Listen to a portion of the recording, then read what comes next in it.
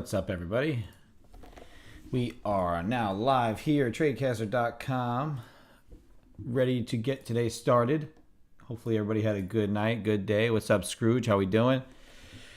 Looking at this gap fill, Tesla and Google had worse than expected earnings, had a nice little rollover, and you can see right here we kind of just absolutely melted off overnight. Why is it not switching my screen? That's weird. My hotkeys are not working, so I gotta go click for click. There we go. So there's the that gap fill from Sunday. This entire gap from the contract rollover also got filled up. So this is what I was expecting. If you read my write-up at all, you would know that this is kind of the anticipated price action here. I didn't expect it to happen overnight, but we did need a catalyst to get us there, and it was that Tesla earnings. So let's see what happens. I'm going to make sure my whole stream is kind of set up correctly here. Seems like it's a little bit getting a little messed up here. So if you have any issues with audio or anything like that, let me know. Otherwise, let's get today started. I want to make sure that all the screens are correct. It looks like that we're in a good spot. Maybe the tilt you can't see is good. Normally you can see it a little bit better, but we got the whole gang here ready to go. I just want to make sure, like I said, we're able to see the screens and you can hear me. So if you can hear me, let me know. I trade NQ and I watch ES. I trade NQ and watch ES. That's my bread and butter right there. Both of which are looking to open on these overnight lows. So let's see what happens here with this flush. See if we can get a really good flush of this overnight low, which is that gap fill low. And then we'll get some action.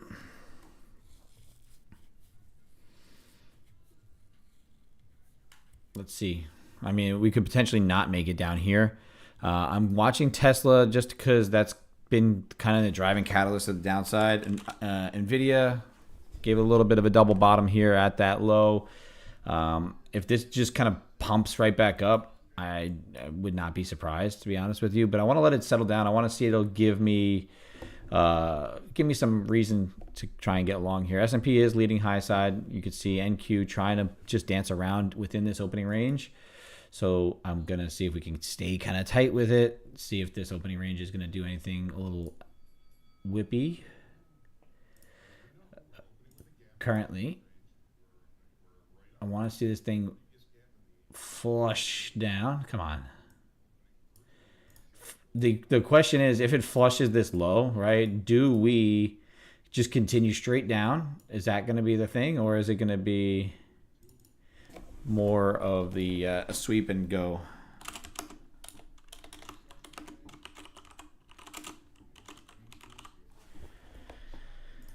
Okay, I might want to let this thing settle down some. Let's see what happens.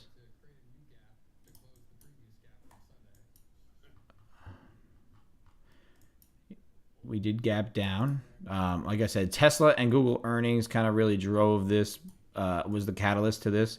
Just any sort of excuse to show some sort of weakness in this market, just to roll us over. If you don't believe me, go back to that write-up. It's pinned to the top of the YouTube.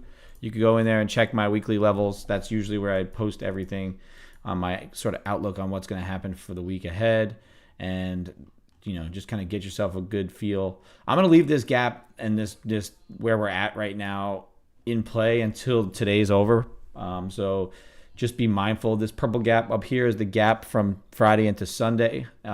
This is the 1 minute range. And then this big yellow zone is the gap from contract rollover. So with the contract rollover, thank you, Scrooge. I appreciate your feedback there.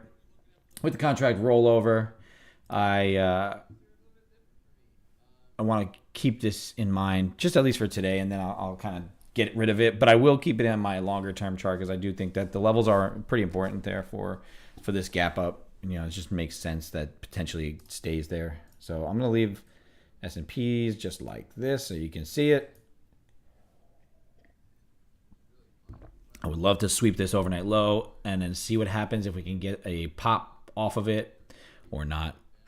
NVIDIA is still giving you about. There's a nice little break. My only concern is that we're below this opening range. I may want to see if it'll start to react and push above.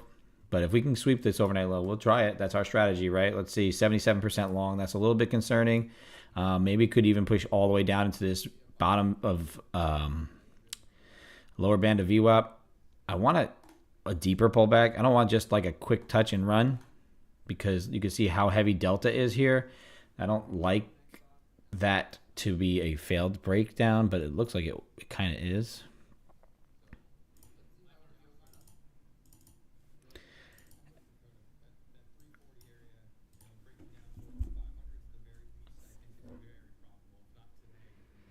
I think that S&Ps needs to get through that low before I decide to do it as well. So waiting for that confluence to add to my confidence on this trade right here. This immediately right here is not good for me. You see that large size just got filled on the time of sales. It's probably drawing us downside. And, there's not a lot of things holding us up all the way down to 500. So I'm going to check up on Tesla real quick. Is Tesla still selling off? Yes, it is. Is GOOGL still selling off? Yes, it is. So from that earning play, we still have that downside. NVIDIA still holding up. We do have a gap in NVIDIA down below. So if 118.69 cracks, then gaps down to 118 even. So may have to wait for NVIDIA to get down to 118 before we try and go long. So I think that 500 level would be interesting. If this does not hold and comes all the way back up to here, then I think that that's a strong indication that the breakdown's failing. So that would be my buy spot there to kind of just really whip us out and strong push to the high side. This though here is a confirmed breakdown, and S&P doesn't really have support until all the way down here at 55.11. So I'm not a breakout trader. So just because it's breaking out doesn't mean that I'm gonna be taking this short. I did anticipate that with the pop up to 20,100, that level there, that was gonna get me a reason to come through this low, close this gap, and then potentially sell through it. Do I think that this first push through it is the timing of it? Maybe. But I'm not certain, sorry. Got to get the hair out of the face, Let's see. I did say 500 was probably the next step down where there would be some actual buyers around, but not, 530.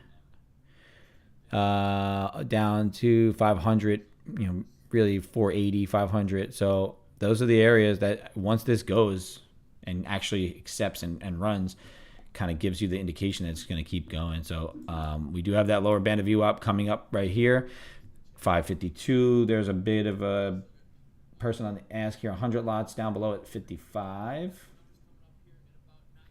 That 845 number coming out will definitely give us an indication as well of something that's possibly going to happen. Maybe move us around a little bit.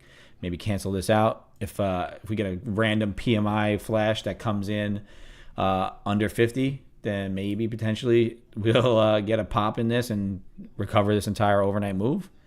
But right now we're going to be patient with these numbers there.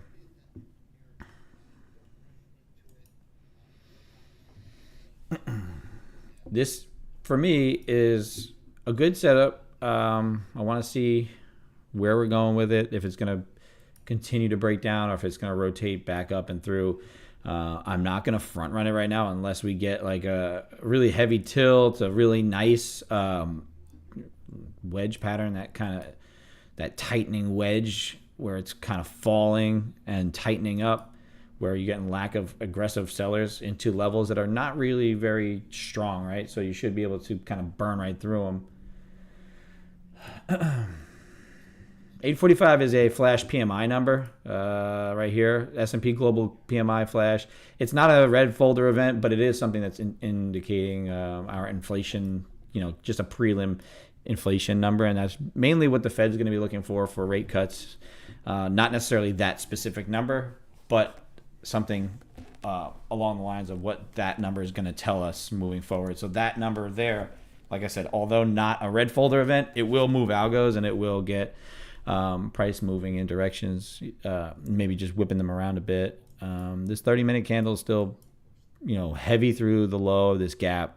We have rejected, as I mentioned, that 760 level was the bullish bearish line in the sand. So anything below 760, acceptance below seems to be bearish, and you can see acceptance below, and we're just kind of straight down from that level. So 760 had the buyers there, and then it kind of went away, and now we're in sell side mode.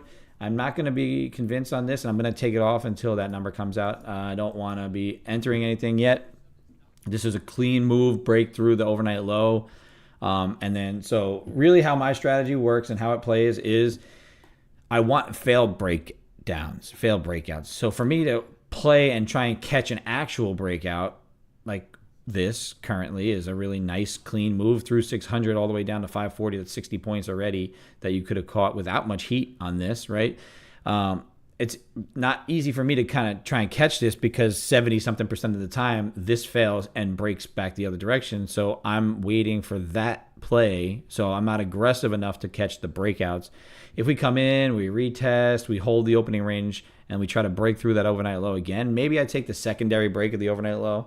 But right now, we are in no man's land for me at the moment. So just sitting on my hands, waiting, being patient is probably the best, best play. Staying cash, staying flat, giving myself the opportunity that, this is not quite a falling knife, but it pretty much is. And NVIDIA just absolutely melted through 118. So I'm going to see this thing fall off the table here in a second, because NVIDIA just closed that gap. I don't know. I want to see if I can get my hotkeys working again. I think there was a bug in OBS that kind of messed things up. You can see NVIDIA here. Let me move that over so you can see it. NVIDIA here had that gap right there. And then with that gap comes a fill. So we are filled that gap there right here, and we are pushing down into it. If we can crack through this 117.71, you have down into these lows at 116.50 as the next area of interest for the NVIDIA trade. And then you can see Tesla melting off from earnings, and GOOGL also kind of give you a capitulatory bottom here. Maybe potentially if it rotates through this wedge, you could get back in, except because that earnings wasn't bad. It beat and all that stuff. It's just price was selling off. It just did what it wanted to do, probably driven by that Tesla trade. But NVIDIA closing that gap gives me some semblance of hope that there may be a bidder that steps up here, drives NVIDIA and drives up our... I don't know why my hotkeys don't work. That sucks. All right. There we go. We're back into the main trading screen. So now I have to manage that. So if I say I'm on a chart and you don't see it, just let me know. You're going to catch the knife. So yeah, go ahead. Catch the knife. Let it cut you. I think that's a nice rotation. You got buyers stepping in here. I think because NVIDIA closed its gap, you got that likely. I'd say if you're not in a position, wait for the 45 number. Wait to see what happens with it. You probably get some manipulation, and then whatever direction it goes, you may be able to catch the opposite end once it settles down. So just wait for that 45. And then 9 o'clock, you got new home sales. We saw how existing home sales acted yesterday. It's really not a non-factor. It will move algos, and it'll start to whip the price around a little bit in a tight little range, unless we're already still continuing down and it's like a really bad number, and the 845 number pushes us lower, then maybe it'll just continue that pressure. I don't think that really I have my next level down below is 398, so it's basically 400 down below. 500 I mentioned could be the spot, right where we're at. 500 to 530 could be where we start to run into some resistance. Is obviously right where we're at. 544 is the top end of the consolidation after the breakout from the all-time high in the old contract before it rolled. So you do have that kind of area here that makes a lot of sense for some hesitation. However, it doesn't mean that there's a lot of interest here for buyers. Just wanted to mention that this could consolidate, which it did, and now all the way down, like I said, to 398, which is 400, which is that psychological number right there, that 400 level. I'll call it 398.50, and let that be an area of interest on the downside.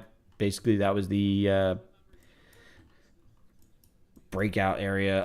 That was the Fibonacci extension point from the previous contract's breakout. So I think this is it's a healthy pullback. Still needed to do this. It needed to clean this gap up at some point. Now we're here. We've cleaned it up.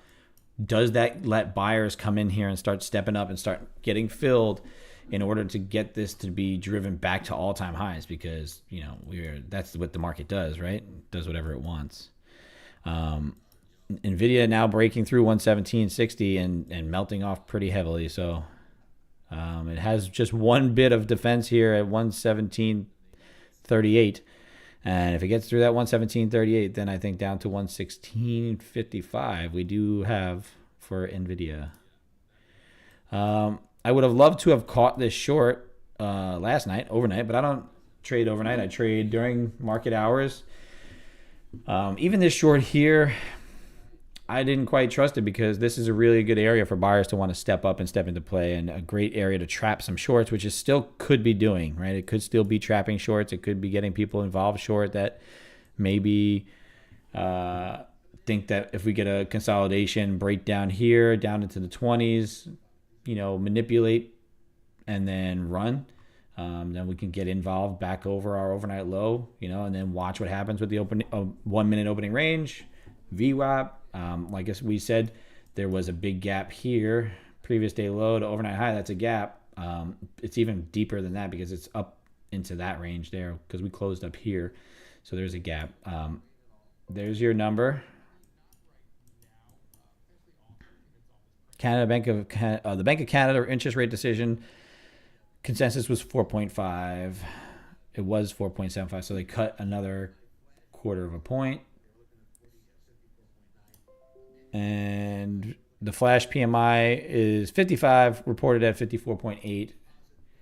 So forecast was 54.7. So we are increasing our inflation still as expected because we all feel it at the pump, at the stores, everywhere there is inflation, and they're not going to keep lying to us and fudging some of these numbers saying that it's decreasing. All right, let's see what NVIDIA does. See if NVIDIA can catch any sort of bounce up through and into 118s. It's kind of hovering right around 118 right now. And like I said, I don't have a play unless I'm at my levels. And I think if we could accept S&Ps up into the opening range somewhere before the NQ can get up over the overnight low, it gives me a little bit of conviction to say, okay, we can buy through the overnight low, get back through, and at least catch our first trade of the day here and see what happens. Maybe play that breakout, play the failed breakdown, recovery back into the overnight session, try to see what happens with that and rotate out, but maybe get some manipulation down here to try and grab some more shorts before it runs up higher. I'm going to see what's happening over here. You do have Delta pretty much acting the same as price. I don't have huge size on anywhere on the books except for overhead at 65. There's a 70 lot. So 65, there's a 70 lot. Okay. 565. Not.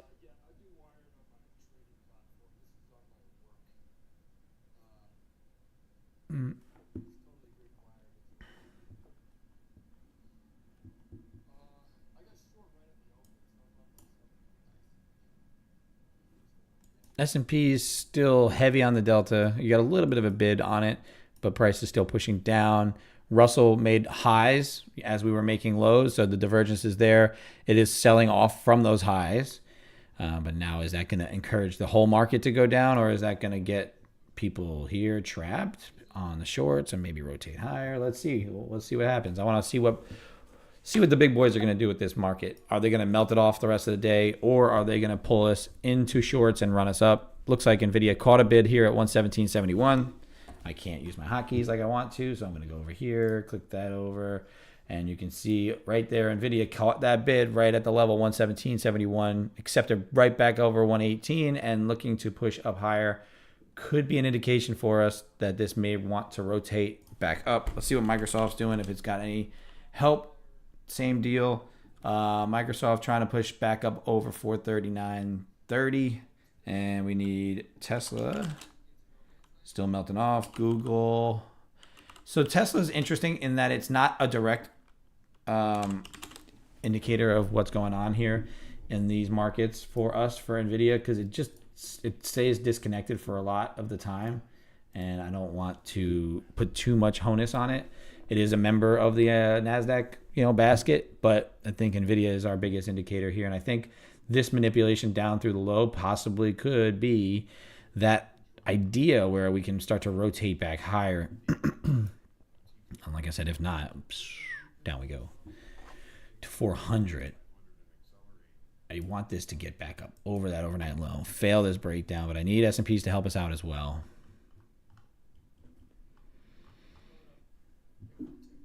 Trying my best to stay patient. Let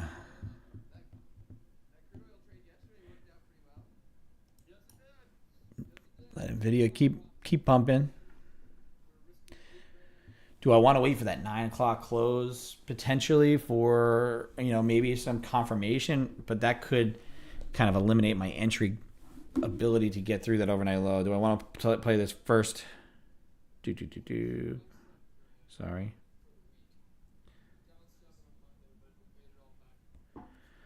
I think we're going to kind of have an uncertainty here.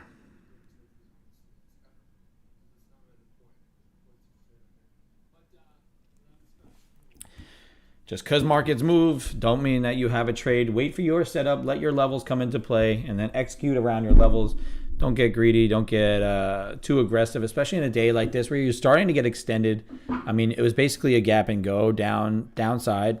We are basically gapped down through a gap and then cleaned up another gap and then ran right into some resistance here at that 540, 550 level, right down into the 500s. So really that 510, 520 right in there, that's going to act as support. Sorry, I'm a really crackly voice these last few days. NVIDIA holding back over 69, 118, 69. We're trying to push up into 119. So if NVIDIA can get back up to 119, you start to see this curl up. Then maybe we can get some buying. But you can see ES is diverging a little bit, showing a little bit more weakness compared to the NASDAQ here. So I am just kind of being patient, letting this thing go.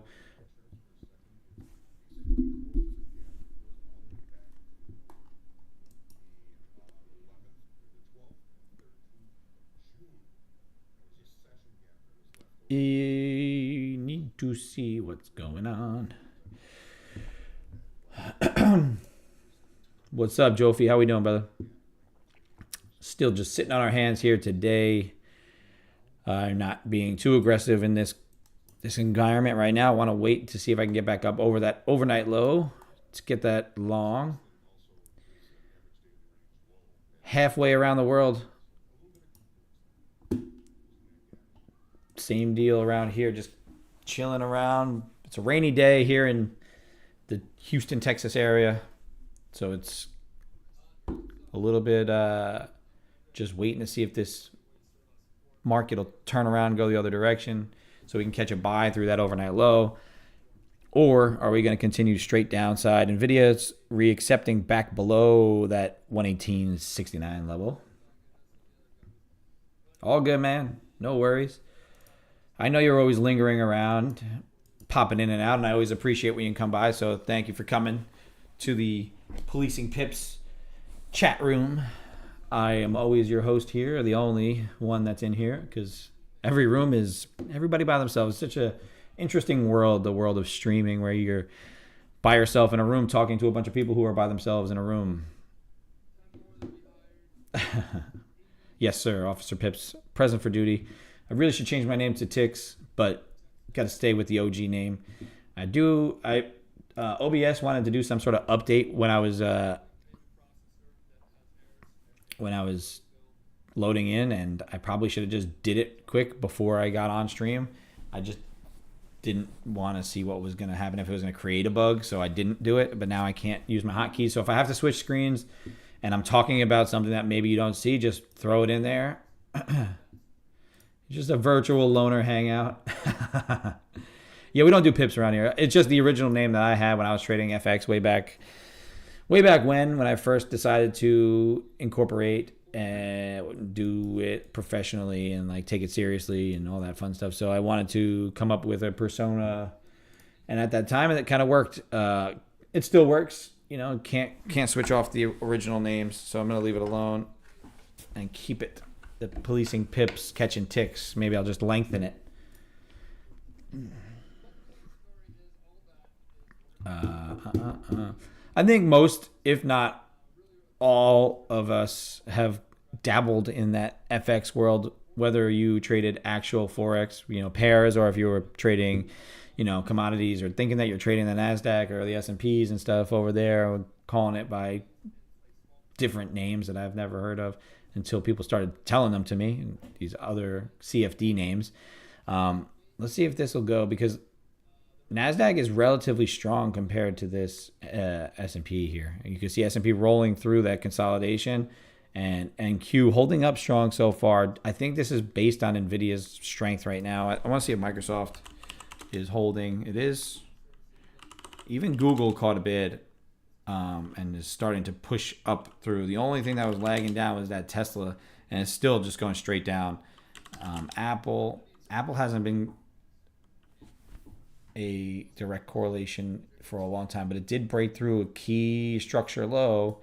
So Apple breaking through that structure low kind of also probably holding us down, but could be another reason for there to be a sweep and a rotation back up through and go. So yeah, it's choppy. This is not tradable. If you trade this, I don't know how you do it, but maybe if you're waiting for a breakdown or a manipulation breakup, this is an area of interest. As I mentioned, like I said, always click the link that's in the chat at the top, pinned to the chat on top of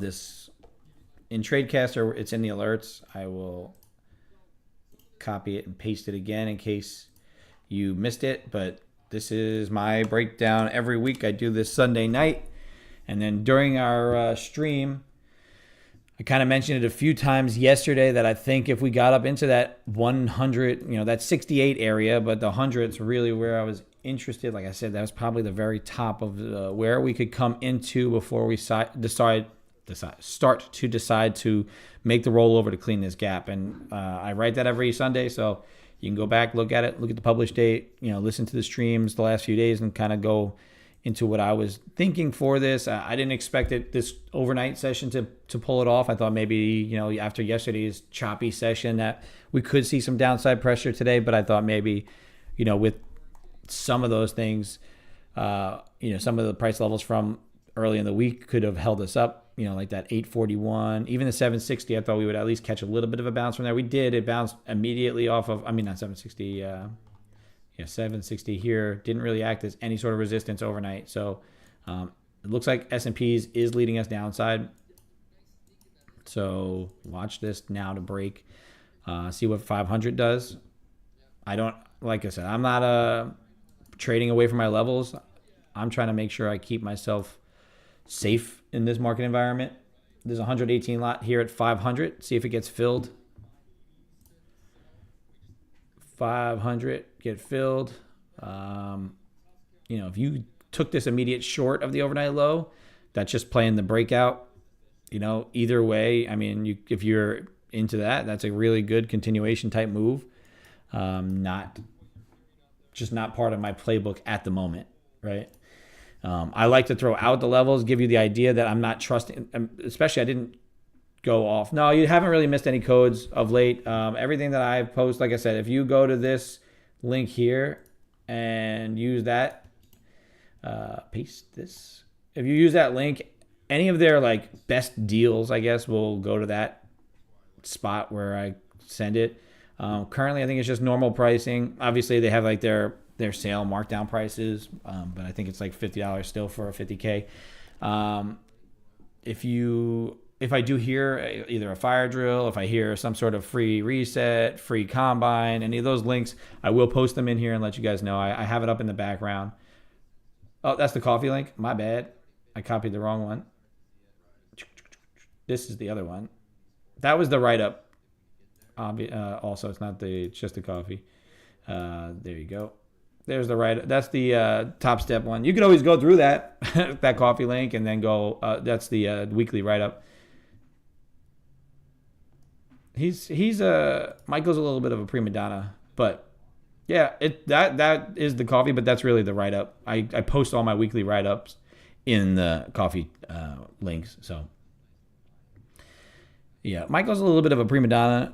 He always has been. He started this company, whatever. He's the CEO. He has the right to do whatever he wants to do. So we'll see how happens with any sort of fire drills or anything like that. He's kind of very... So I left trying to trade futures back when there was 2 steps, and I was passing combines, past the first step, past the second step, and then getting into a funded state, and then I didn't really have the discipline, and it wasn't really their fault in any sort of the way, but I was unable to stick to rules that they had allowed, and I tended to do stupid things to lose my funding, and just get frustrated with the lack of support that they had in the back. And then I went back into equities, I went into FX. I just bounced around because I wasn't ready yet to take responsibility for my stuff. But now I'm back. I'm in here. I'm taking responsibility for everything I do. It doesn't matter whatever happens. If there's platform issues, it's your fault. It doesn't matter. They don't care. So if you learn that the hard way, then maybe you'll understand. But if you don't have to learn it the hard way, don't. If there's platform issues, don't trade. If you break a rule, take responsibility for it. If it's you're the one clicking the buttons, you're the one making the mistakes. If you accidentally have the wrong size, if you have all these things, make sure of these things prior to actually executing. I don't want you guys to get yourself into trouble, losing your accounts, getting frustrated with that, and when there's no need to do anything like that. 9 o'clock has hit. We are allowed to trade again, even though we are well away from our levels, right? I'm not in an area right now where I want to trade, right? Even on my long-term chart, I'm in the middle of no man's land. Not until we get down to that 938, which is really only just a number that I pulled out of the sky. Yes, I have times that I do not allow myself to trade. 5 minutes to an hourly close, I do not execute. I try not to get into anything for the last 5 minutes of hourly close. So 8:55, 9:55, 10:55, I will not trade anything until after the hourly close is done, because there's usually some sort of manipulation around the hourly close, and then you just get a little bit more information. Even if my A+ setup is sitting right there ready to go, I won't execute it, because there is that little bit of a minute manipulation. And the times I have broke that rule, yeah, it's either an hour, it's either people are closing out positions. There's a lot of interest in the hourly close. People who are swing traders, stuff like that, they wait for some of these things, 4-hour closes and hourly closes and stuff like that, where there is a little bit of action that may not be consistent to what the price actually is doing at that time, and what I want to see moving forward for the rest of that trading session. So I don't like to, if I'm in a position, I'll manage it. I'll still be in it. I'm not going to close it just because it's an hourly close, but I will note that it is that hour, that 5 minutes to an hour, and that's where that action kind of gets around, speeds up a little bit, and does things that I don't want it to do.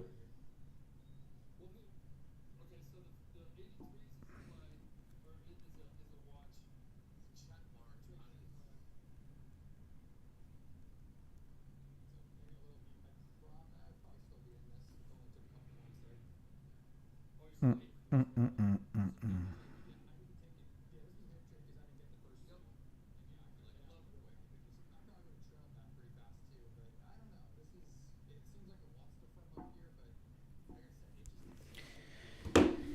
Sometimes the hourly close, there's a random bit of volume spike one way. Indeed, I don't like to do it. It's just not my game. Like, I've been burned more times than it's been helpful, and so that's just something that, like I told the other day, I kind of went into a little bit of a not a rant, but like a little bit of a preaching session on write down the things on a piece of paper that you want to eliminate that are just like a bad idea, right? You go in, you say, don't do dumb shit, DDDS.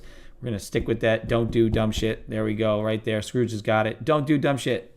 You get into your charts or your mental game, you sit down and reflect. You go into, maybe a weekend or after a day of trading shitty, or even after a day of trading good, and say, okay, what did I do bad this week? How did that affect my trading? Is it more mental? Is it more of a technical thing? Once you've established your strategy, then it's pretty much hone in on that mental game. Hourly closes, I want to just be flat. I only trade market open hours. I don't trade pre-market or overnight.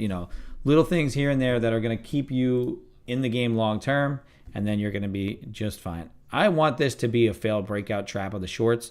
Then I want this to start to rotate up, start to make ourselves lower highs, lower lows, higher highs, higher lows.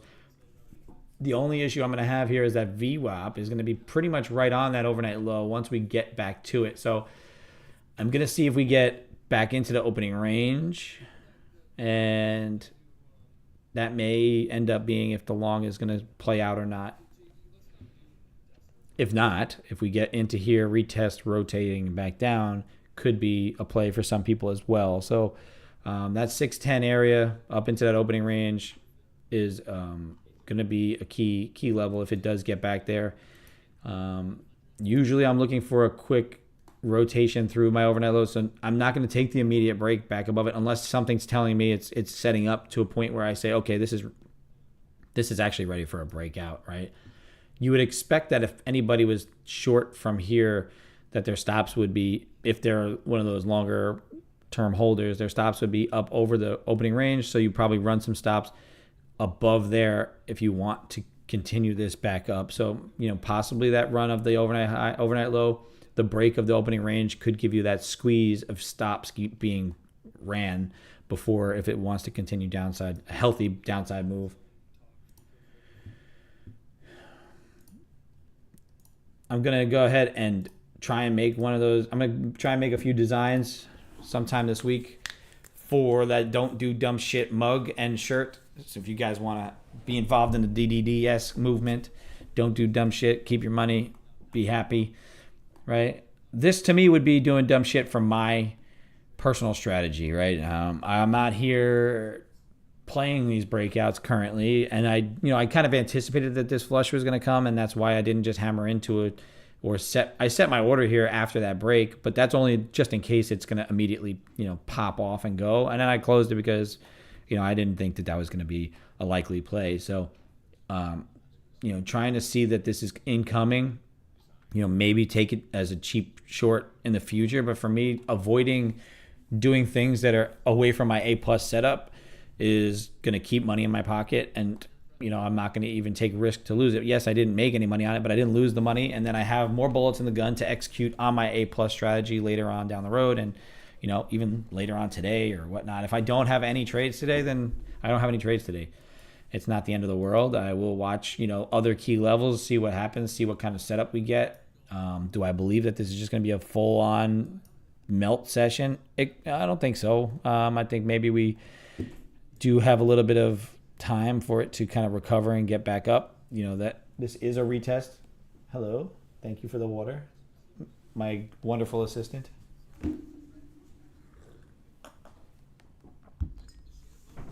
Good. There we go.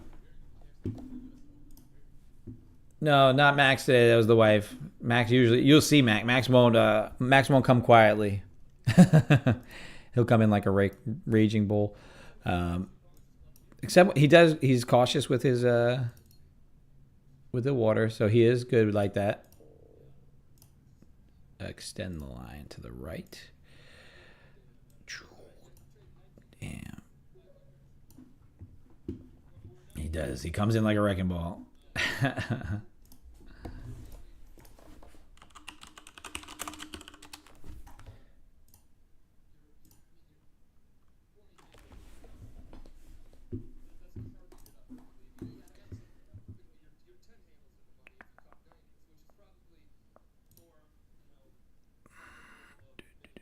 don't like that trend. Let's see if this is going to be useful. I'm just trying to draw up some ideas in my head here of kind of to where we may end up. Clearly looks like we're pushing to the bottom end of a channel. Although that puts us down. If we're going to actually be put down into the bottom of this channel here, it does put price probably into that 400, maybe even down to 2 and 300. So just being mindful of that.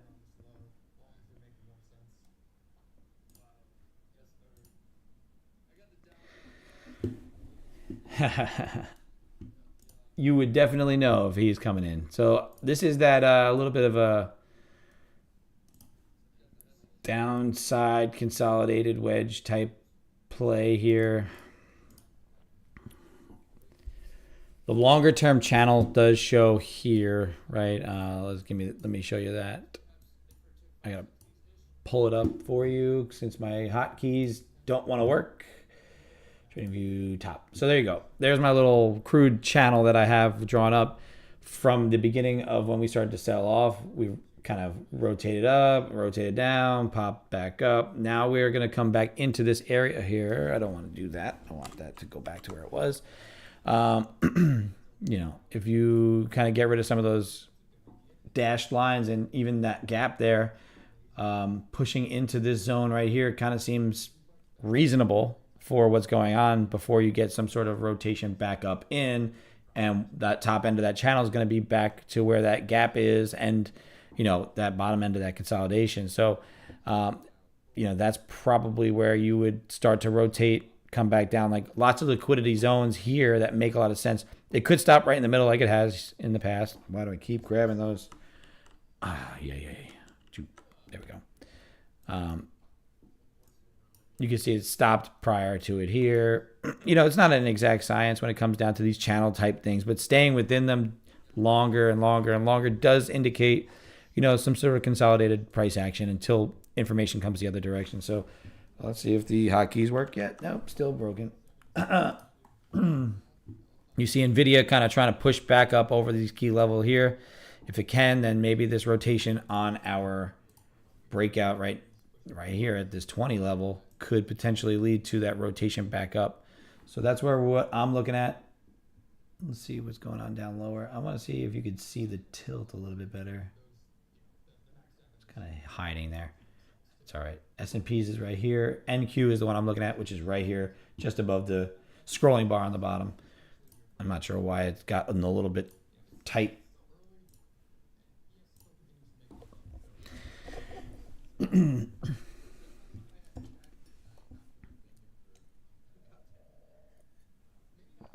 If you are flat or up on the day, that's a good day so far. I mean, realistically, you could kind of see this short coming in with that heavy short interest overnight.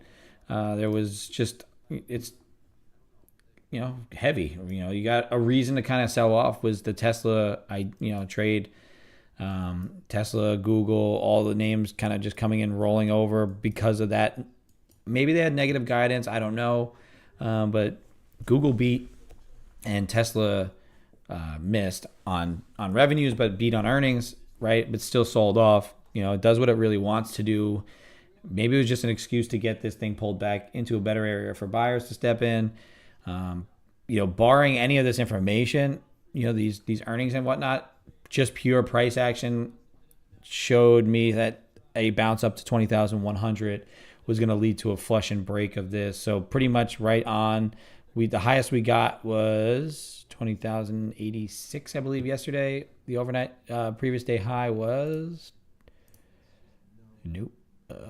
previous day high was 20,084.75. So I mean that's pretty close in the NASDAQ world, within 15, 16 points of an idea. Pretty much gives me the confidence to keep going with what my analysis was. If you're on YouTube, hit the like, subscribe, do all that fun stuff. We are here every day for you for free, 8:30 a.m. to 11, as much as I can while I'm on. When I can come on, when I don't have trainings, when I don't have other things going on, I will be here live if you want to get notified and learn how to sit on your hands and not execute any trades. Make sure you hit those buttons, like, subscribe, build that algorithm. Let's get built up, see where we can take this little group of traders. Really, I want to just be as honest as possible, as transparent as possible, showing everything that I'm doing, good or bad, flat or long, or, I've made money. Yeah, A+ setups only. Don't do dumb shit. Start the don't do dumb shit movement in the future trading world, right?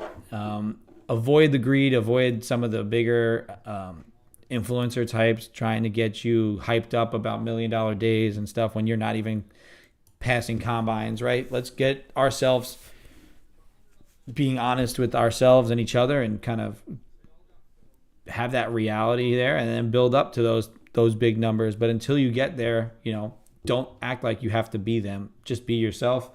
Be out here executing every single day exactly how you would execute, sticking to your plan, not over trading, and you'll be just fine. Like I said here, we're going to kind of be patient, waiting. That 500 level gave up. I don't have levels here right now. I have this 3850 level that I'm kind of interested in. I do think that 5511 in the S&Ps is definitely going to be a reactive spot. So we're going to watch that for if it's going to be the low of the day here for S&Ps. I don't know. I'm just kind of speculating that that's a good area for it to run into some resistance. And if you have some sort of continuation idea, if you believe that today is just going to be a trend day, straight down, continuing on, find the reasons, find your confluences, find your execution points. Don't just enter just because you see it being short. You're going to just keep shorting it. That's not a really great reason. Also, don't try and pick a bottom. Right now, we're in no man's land. I told you I do not execute in no man's land. I try my best not to. The only idea I may have had was a potential failed breakdown here of this overnight low and rotate back to highs, at least just not even highs. I mean, honestly, I could have even caught 20, 30 points right here on a failure, try to reaccept into the opening range and then fail again. I would have made money on that. And then if we did that, I would have potentially thought to try and switch short through that overnight low on a secondary breakdown because I did feel like the heaviness was coming, but that's why I didn't really. Pretty much all I did was just not execute because the parameters didn't set up 100% for me. I'm not trying to pick bottoms, like I said. I'm not trying to chase, the short side. Just got to understand that there are some days where, like Monday, in the first minute of trading, under a minute, we were able to make $800, like that, quick in and out. And today, yesterday we had to wait a whole 30 minutes to make our, $1,000. And today I have no trades. And the way this game works is on days where you don't have an execution, don't force it, because that's when you start to develop bad habits and you start to, execute on things that aren't necessarily there. If you start to use the indexes as, they work hand in hand, looking for divergences, looking for things that kind of play out in the areas that you're looking for, right? Like if S&P's now gets to this 5511 level and starts to rotate back up, starts to make this and hold, you would anticipate the NQ to maybe rotate through, maybe the next break of this trend back up over 500, get you to kind of start to squeeze and push back up. Do I have to execute on that? No. I'm just kind of giving you ideas on how you would think through things and create your own strategies and understand that, maybe you do like to execute in an area over here where there's lower liquidity and, less order flow. And, our volume has diminished completely for the day already. We're, not crazy low, but not, this is summer trading months. It's a Wednesday. It's, we have more red folder events tomorrow coming in pre-market with durable goods and GDP growth rate. And then Friday we have income spending, all that stuff, core PCE.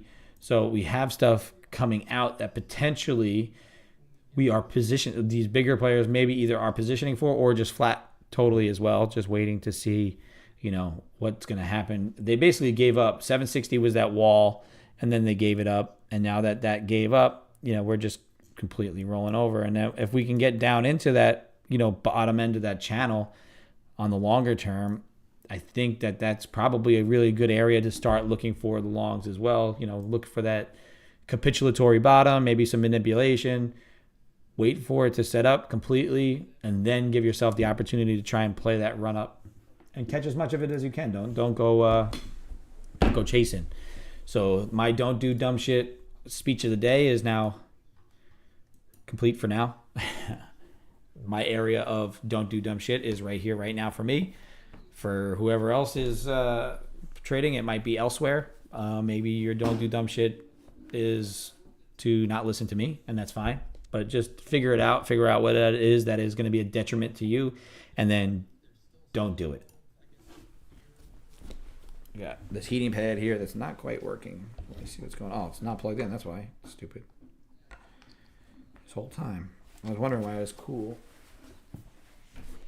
I got a hip that's not liking me lately.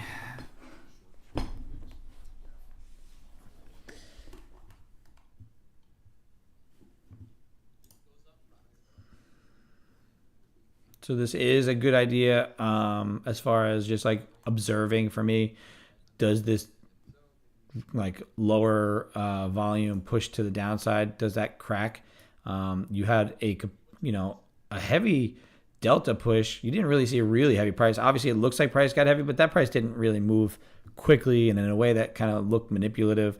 So you kind of have held that low so far. You want to see delta start to continue to be aggressive as you break through these areas, so you can make a good decision. I am just drawing these things up so you can see them. I am not executing on any of these ideas. You will see when I execute because everything's transparent. Everything's live on the screen. You'll see it. I don't hide it in the background. I don't have anything else going on. There is a bigger size. I am looking off to the side because I have this here. I have this surface, dome surface. It's basically like a book map showing some resting orders in just like a visual way. It's nice to see the book. I do pay for data fees on this, so you're able to kind of see the order flow as it's coming in live. When it comes out, when it goes away, you can see the heat map. You see that a little bit up here at 500. It's not a huge size. It's only 36 contracts, 37 contracts. You start to see that in the hundreds. That's going to really be a magnet where we want to pull price. So that's what I'm looking at when you see me looking off screen.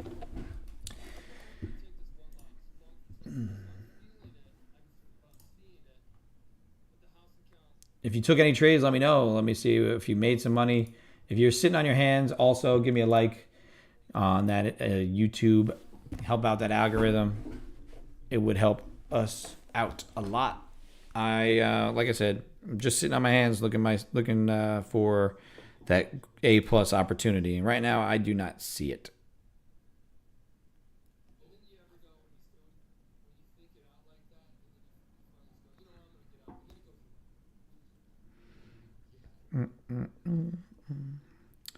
Sitting on our hands.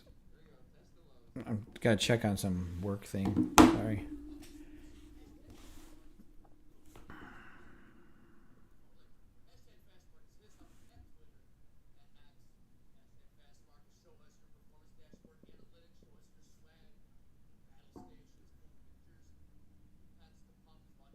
Still not there. All right.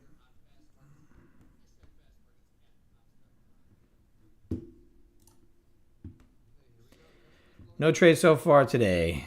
It is a very sharp knife there, Scotty. I hope you're at least flat or up big. It's just not, like I said, it's just when you get into areas that are not very liquid either. So if you look at this from a longer term trading standpoint, I'm going to show you it on a 30-minute chart. This 30-minute chart is going to show you a little bit better on like why this doesn't quite line up for like there's no levels here. Once we broke out from these all-time highs here in the previous contract, we broke out from these all-time highs. We had these big, large moves through the high side, right? So you got consolidation, break, consolidation, break. These breaks are low liquidity pops. They're going to be not a lot of actual orders being executed in between here, right? The more consolidation, the more you're going to see orders being executed in those areas, and that's going to be why you're going to see price kind of stop, pause at some of these areas because there was interest here before. Is there interest here again? Nope. All right, we're going to move to the next one. Oh, we're going to move to the next one. So a lot of this is needed to be cleaned up because there really wasn't much actual order flow going on here. So if we just kind of stair step all the way down and just grind through these levels, it makes a lot of sense because some of this was unhealthy, irrational, exuberant behavior in the market that needed to kind of be cleaned up by just market, participants and all that fun stuff. You got wrecked. Kind of didn't want to hear that there, Scott. I kind of wanted you to sit on your hands and be patient and understand that sometimes there's structures that you need to trade and sometimes there's structures you don't need to trade. And kind of just, thinking through this. So for me, like I said, I'm a short side biased. My idea long term was exactly kind of what it is what it is, right? It is what it is, and greed is real. I'm trying to kind of give you a little bit of an education on the idea of why price needs to do what it does. It's a marketplace. It's an area where things need to happen kind of in its time. Otherwise, it's not going to stay healthy for long, right? If you're going to just continue to snap up, at some point when it comes back to those levels, it's going to clean them up. You're going to get a little bit more moves through. Maybe you get some more congestion down in here that kind of cleans up that price action. There's actual orders that are taking place within those price areas, and then you can kind of start to see it move around. For me right now, like I said, this is what the 30-minute chart is showing you, right? You got that pop 2 yesterday from the low, pop right up into, I'm sorry, this is not pop into that 100 level. Once you pop into the 100 level, or lower, the 85 quarter, you start to rotate down. Once this 60 gives up so easily, and you get this pattern here that closes the gap, you just immediately kind of like got rid of all of those buyers that are like, yeah, you know what, that big buyer was here, now he's gone. So they're going to kind of switch to the sell side. I am kind of a perma bear, and I have not capitalized on these because I need something to show me on like a failed break to the upside to get myself short.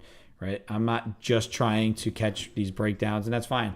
You know, everybody has their own way of catching these things, and since we are intraday traders, it doesn't really matter the direction long term, as long as we adjust every day.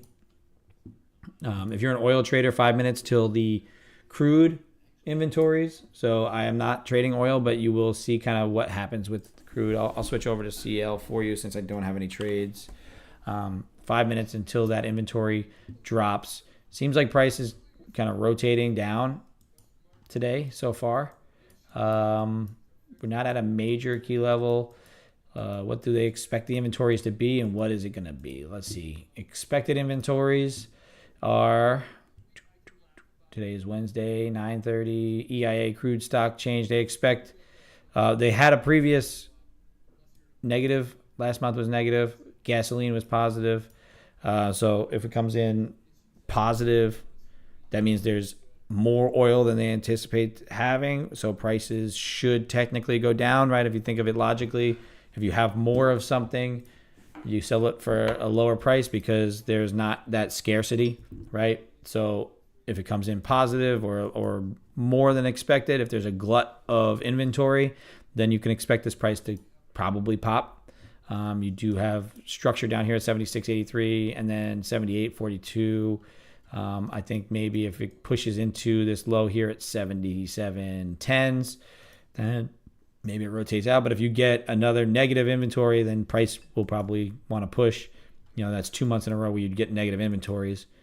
If it's positive and it's, you know, exceedingly positive, then expect prices to push down into the lows.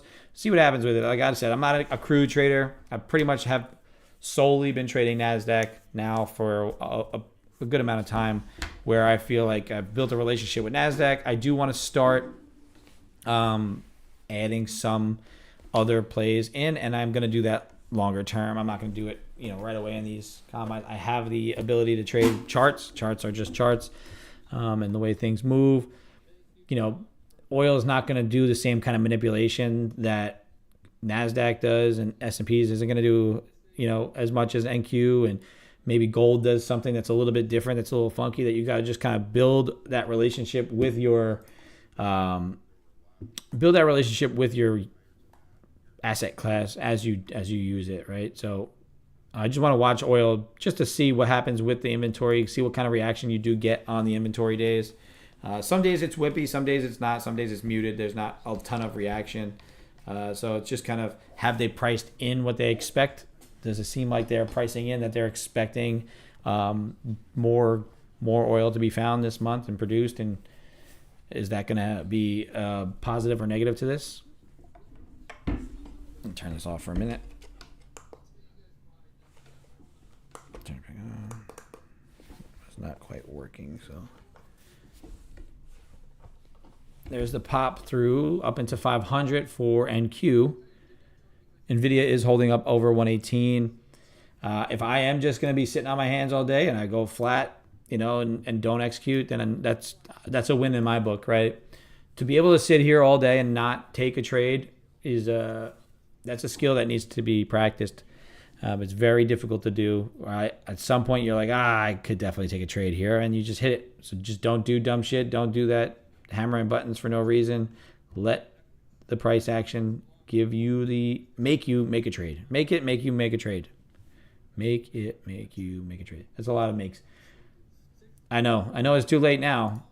You'll learn long term that the days where you start to force things in. What time did you trade, Scott? Did you trade during this market session, or was it pre-market, or was it overnight? What did you do? How'd you draw this down? Let's talk about it.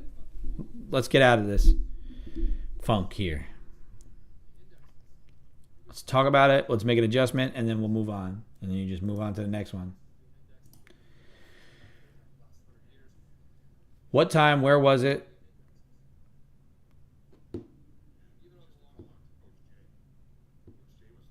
On this move down, where you said you were going to try and catch the falling knife, you actually did try and catch it? You told yourself, I'm going to catch the falling knife, and then you did it anyway? I got you. Silly mistakes. You'll learn. Okay, there's that crude pop on the inventories. If I had to guess, there was a negative print on that. Negative. You see that? Negative 3.7 million barrels. So you could see that nice pop in crude. If I were trading it, you'd be looking for that rotation now with another month in a row with negative inventories. So, or another week in a row, I should say. Negative inventories should push price up, and then that's it, right? So you can see how news and release events kind of help some of these things make some moves, right? You got to understand that every instrument has different price per tick, so you got to understand risk parameters. You got to understand what news events are going to be driving these markets, know what to look for when these things come out. So having had some experience, some of these, especially when you trade some of the Forex pairs and you start to understand correlation stuff, like you got to see what, since oil came in like that, even though that's the EIA number, I would beg to guess that the Canada CAD USD CAD. I bet the Canadian dollar is popping a little bit, probably, which it is, because the majority of the Canadian, I guess, production is correlated to the oil pricing, right? They're a big time oil producer. Got a lot of oil up there. So if the prices of oil are spiking, then potentially the Canadian dollar is also going to get some good news out of that, right? So these are the things I look at, for all, I started looking at all these names and all this stuff. So that's kind of why I'm able to understand when some of these new releases are coming and what to look for and everything. Obviously, if you see something that says oil release, then look for it, go over there. Gold is going to be correlated a lot to the dollar, right? Inversely correlated. Gold is a safe haven. So you're going to look for GC. If you're going to look for gold contracts, what's going on with gold, it's going to be correlated to what the dollar is doing. So if the U.S. dollar is kind of in right now, if I were to just guess based on the way gold is kind of pushing upside, I would anticipate the U.S. dollar trying to depreciate a little bit. Because gold and the U.S. dollar is a safe haven, but they are slightly inversely correlated. You would probably see some flows out of risk assets. These are things that I have kind of gotten into the weeds on that you don't necessarily need to get into, but stuff that I'll talk about while I'm trying not to just click buttons here. So we're back to the equities, back to our charts, ready to continue to show you how to not trade on a day. I'm not doing anything. There's literally nothing for me to click. Middle of nowhere for me. You can see overnight low, arbitrary white line here.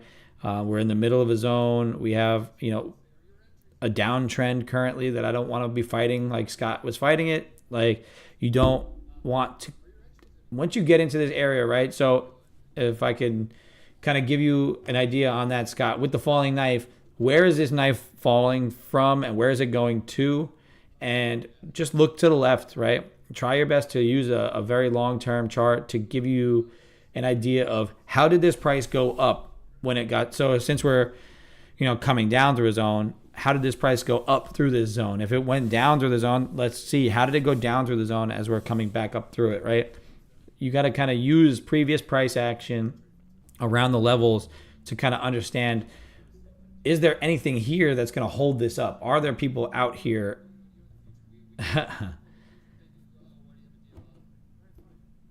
Let that flow through your head. Let that just keep rolling through your head. Don't do dumb shit. Don't do dumb shit. If you can hear me just saying that in your head, and if that helps you, then hell yeah.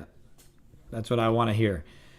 I want to hear that you may have done something stupid here before, and because you have realized that it is stupid, I will not execute, right? Yeah, much rather. Anybody who tells you otherwise is just kind of foolish, right? You'd much rather be flat and sitting on your hands. People tell you all the time. You can watch YouTube videos on it all the time. You can do all these things. You don't have to execute every single day. And you probably shouldn't execute every single day, because that means you're finding stuff that isn't necessarily there. Your A+ setups could come 5 days a week, could come 3 days a week, could come 1 day a week, could come 0 times, and you could 0 executions on a week. If you detach from the I have to trade and attach your mindset to the don't do dumb shit movement, you will then go and say, I need to trade when this, and this happens. If this and this happens, but not this, then I'm not executing. If this and this happens, or if this happens and not this and this, we're not executing. If I'm in between two zones that make no sense for me to do anything, then I'm not executing. And the longer time you can hold off from clicking that button, because let's say you right now, we're like, I'm going to go long, click, and it works. Great, you made a little bit of money, but did you have a reason to enter? It has established now, it rewarded you for making a bad choice. It rewarded you for doing dumb shit, and it tricked you. It seeped into your subconscious, and now next time you get into an area like this where you're like, oh, I'm going to go long here, and you click long again, and now you lose, and now you're like, fuck, I lost. And then you click again because you're like, I could get it back because I know last time I made some money. It's okay. I could do it again. And you do it again. And now you're down 2 losers. And you do it again. And now you lock out because you're in FOMO. You're in tilt. If you can get away from doing those things and just stick to your A+ setups, at least, even if it's not an A+ setup, at least if you're at an A+ zone, right? If you think of it that way. Here, Jofi says he's got no executions in this zone. So pretty much has set up a purple box here that says, if price is still within these 2 areas, I'm not going to execute. I'm going to stay out. I'm not going to do dumb shit, because if it's staying in here, price is just going to have unpredictable behavior. It's going to manipulate. It's going to just grab orders. And then when it decides to go the direction that it actually wants to go, you're not going to be able to get involved because you're going to have no money left to play with. And so that's a good idea. Another good way of staying out of things is draw up areas where I'm not going to execute. So for me, I drew up this big box here as an idea of where price is going to get drawn back to at some point as we have been extended from it. And what do you know? We came back to it and we cleaned it all up. And now that we've cleaned it all up, is it going to be as important? Maybe not. I'm going to leave it here, like I said, until the end of the trading day. I want to see how important it actually does remain. And then on my long-term chart, it's going to stay there for the time being, just to kind of give me a bearish, bullish sentiment on this contract, because this contract now is pushing into the negative from the previous contract, right? The previous contract gapped up to this one, and now we've accepted below that gap and now into that previous contract. So now we're losing ground, right? We're starting to go negative in that area. And unrealistically, I mean, since Trump got the attempted assassination, right, we probably should have been going lower since then. There is a lot of uncertainty. There is a lot of, just now, every weekend it seems like we're adding some sort of geopolitical risk that may make this market want to continue lower. And those are the things that you need to kind of think through it. You would take a long setup, stop at the bottom, just kept going lower. I think you'll get there, but I learn by doing. I definitely have this bad habit of chasing losses. It must have just been early. This is an even better entry point. It's definitely a problem. So everybody has that problem. If anybody tells you that they don't have that problem, I think they're lying. I think maybe, or they're a robot or something, because our psychology as humans is going to lead to that happening, right? So you have, in order to make money day trading, like I said, I've done exactly what you're talking about there. It's not like I haven't done it. I've learned it by doing it. And I'm trying my best every single day when I come onto stream to kind of I'm reminding you, but I'm also reminding myself to not do those things, right? The way I avoid don't do dumb shit is to tell you about don't doing dumb shit, so I don't do it, right? So in turn, helping you helps me, help you help me, the full on rotation.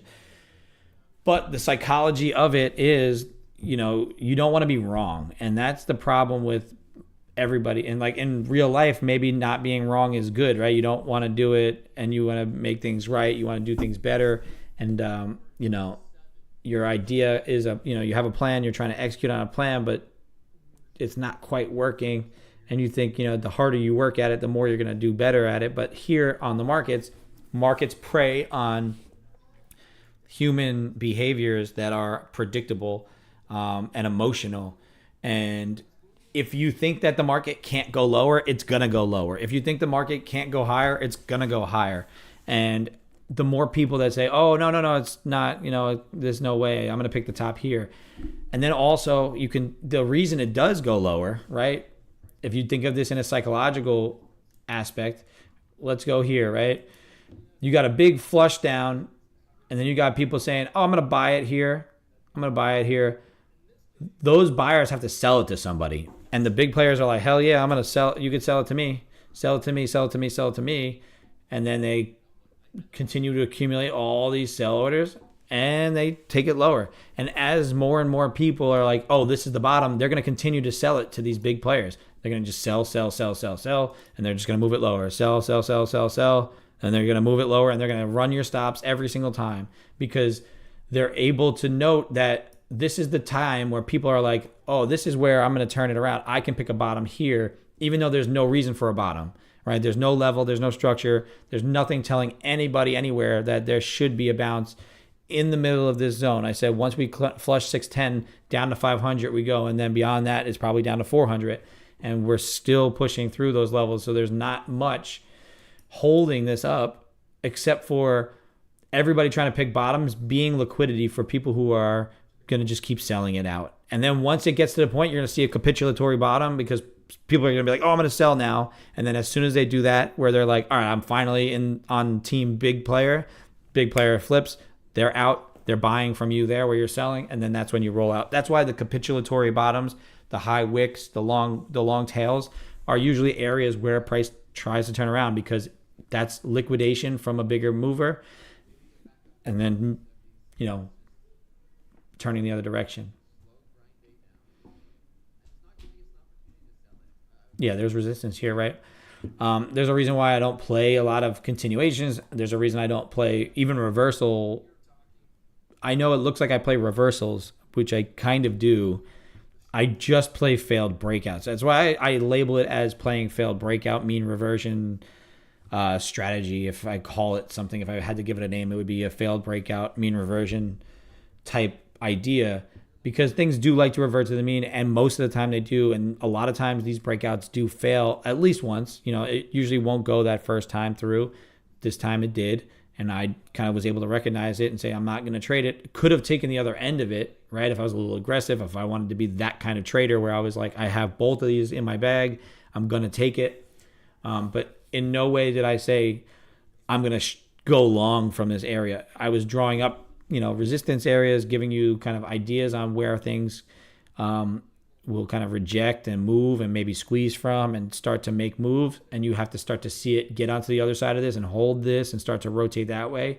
But you have to build a bigger picture so you don't execute in this area. Build a bigger picture so that this is a reason I don't front run my levels most of the time, is because I want to confirm that we're accepting back into an area where price likes to be, so then it will rotate back to another area where it's going to search for those orders on the other end. And I can just catch a little piece of it without taking much heat, take my piece, run, and don't let the market influence me in any other way to kind of get me in an area where I don't want to be, because this is where it starts to trap you.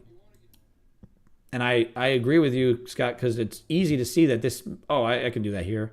I can play that. I can play that. I can play that. There's definitely support. It looks like support, but really what it looks like is a move down. We're flat bottom, and flat bottom break, move, flat bottom break, move. Now kind of fail. These are lower, probability breakdowns. Less and less people are now trying to get long potentially. So they're trying to find an area where they can capitulate people out. And once they start to see a lot of sellers pour in, a lot of short-term time frame people pouring into these shorts, that's when you're going to start to see that maybe long wicking candle and the rotation back the other way. And that's when, if you're trying to maybe time a reversal, you could do something like that. But you have to have that in your playbook. You have to have the idea of it out there.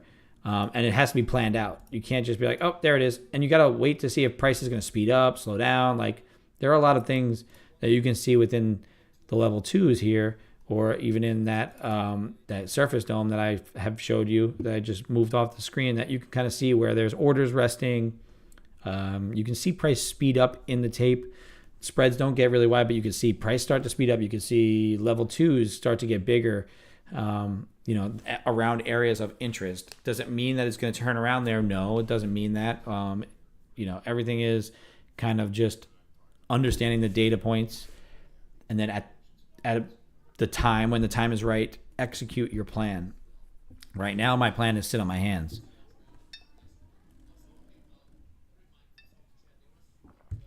I do like this idea of kind of push all the way into this 398. Maybe S&P's flushes this 5511 and then starts to come back and rotate up, which could then start to lead to VWAP, which then may lead to a break of this. Then you get something that looks like where you get this. Where's my little paintbrush? You get another, maybe a failed break if this happens, and then a nice flush into this level. Does it just V-bottom from here? Maybe. Or it could give you the fail breakdown here. See where it ends up. I don't know where the lower, area of interest is. And then you start to rotate back up through this trend line again, which is here, right? You get something like that. Could run right up into here where we're at. That's 75. And then consolidate down here. Do something like that. And then bounce. Or it can do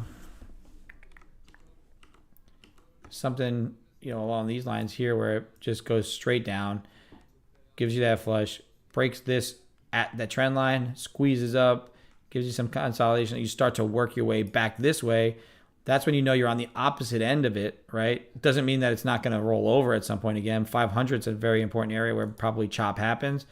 And then if you start to get back up to that overnight low, are we going to look to go long through this overnight low? Well, we're probably going to be above VWAP. VWAP is probably going to be down here somewhere. So potentially it might be a long. Maybe you wait for that first break, see if it's going to confirm up. If not, you might be able to take that break, retest, push even deeper and lower. So it's all relative to kind of how you want to see everything, and how you're going to plan that kind of trade out, and how it should look in theory, what's happening here relative to what's happening here, and the S&P needs to lead you that way, right?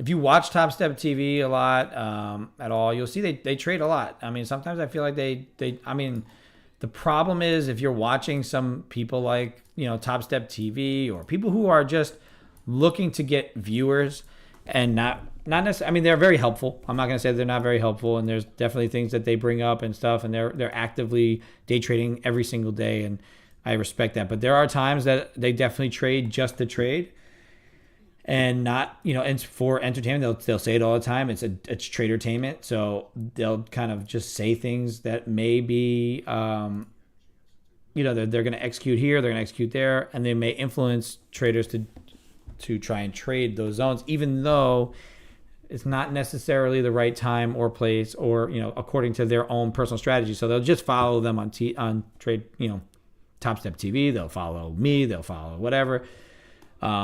So they just want you to keep watching. They just want to keep building viewership. I mean, of course, I want that too, but I'm not out here looking for that. I want to be a better trader, and I want to make people better traders. So just because I'm on stream doesn't mean I'm hammering buttons.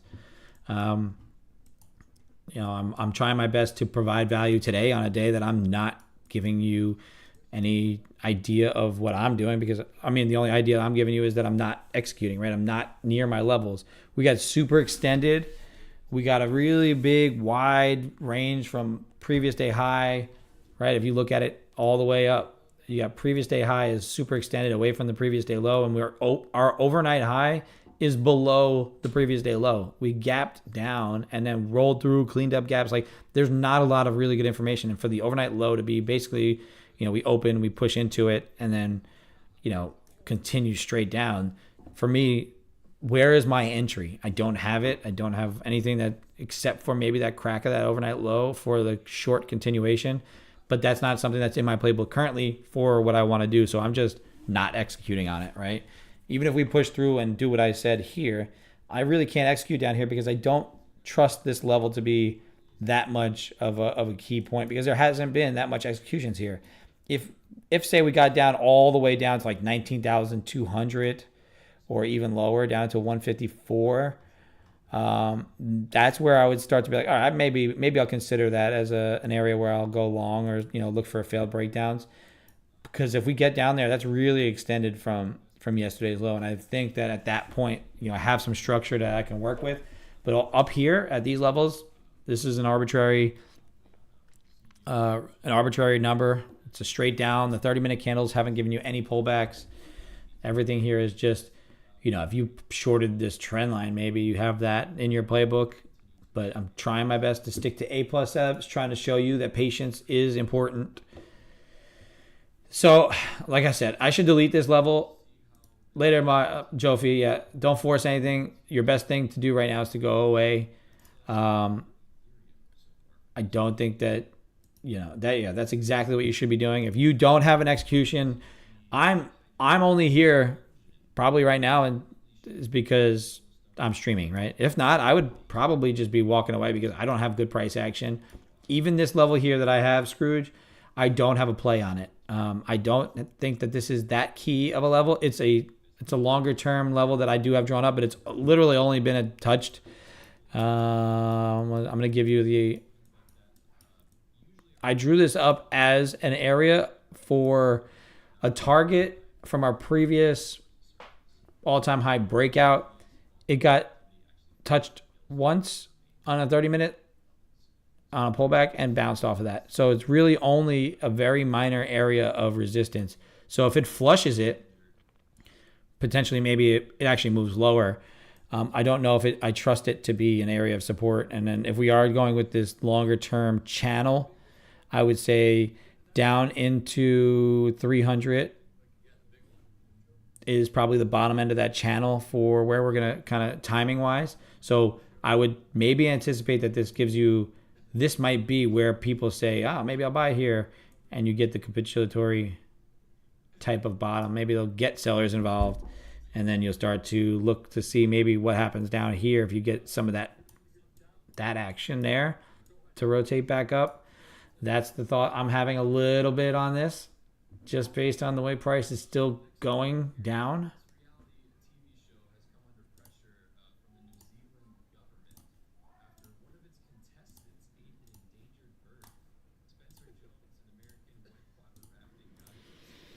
NVIDIA is still selling off as well. So NVIDIA trying to make another new low of the day. It's finding support here at 1770. If it gets through it, then, like I said, down through and into those lows from last, Wednesday and Thursday. So NVIDIA does have some downside pressure still in it.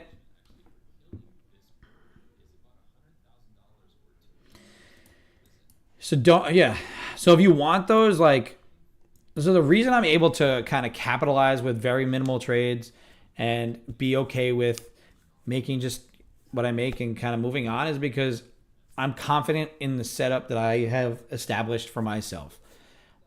If I see it come in and I have I can visualize, I can see what I have there and actually get a chance to execute on it, then I'm going to hit it and I'm going to trail out. And if it fails, it fails. And if it resets up again, I can take it maybe one more time.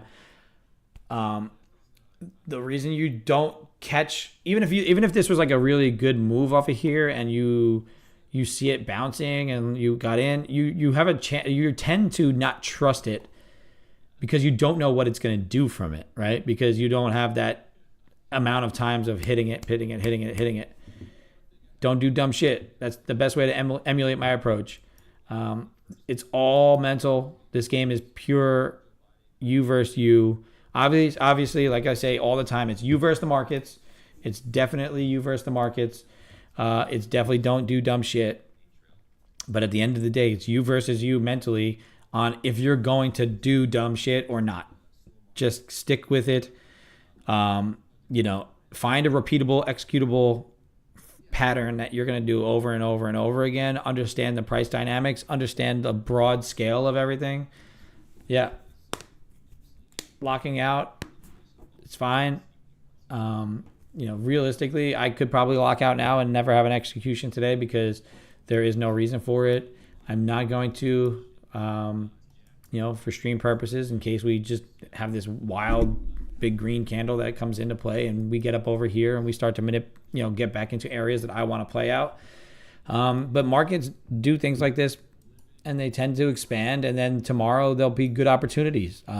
There's a good chance that this is a day where it shakes a lot of people out. People lose a bunch of money, or they make a bunch of money, or whatever happened to whatever they were doing.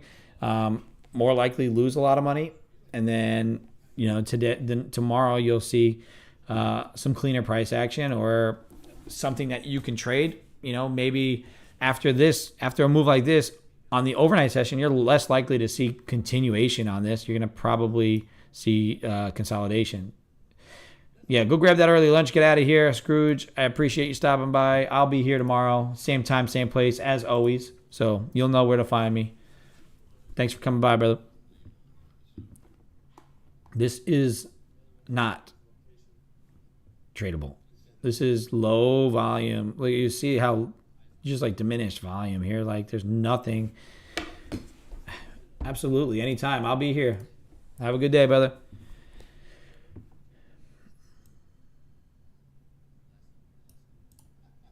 Another day of sitting on the hands.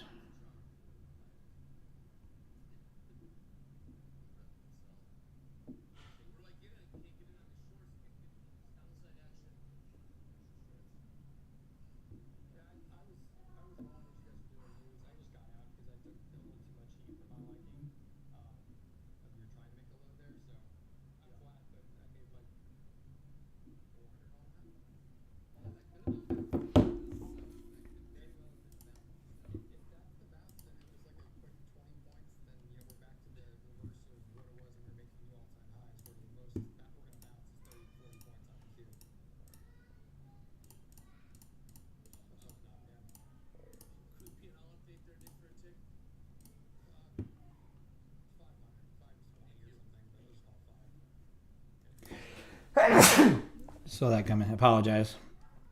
Okay. Alrighty. Another low volume trading day for me.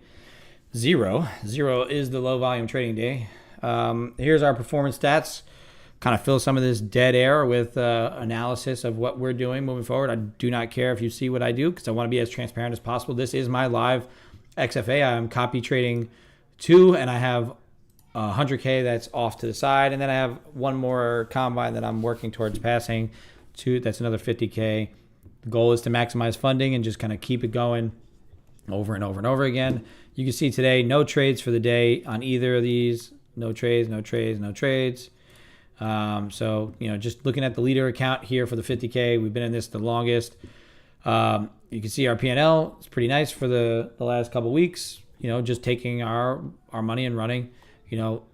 Just take our base hits, have a good day. Take our base hits, have another good day. Here and there, slowly but surely. You move that profit curve up and to the right. Just kind of adding notes to yourself here. If you do have Top Step X, it is a good platform for now. They're creating journaling abilities. So I did add journals on the days that I didn't trade because I wanted to note why I didn't trade. That it was pretty much a green day for me because I executed according to my plan. If they do look at this software at all, when they decide to A-book people and, they see that I'm making notes that there is some stuff in here that will kind of show what my mentality is on that day. I'll kind of journal right now and just kind of add in here. No good setups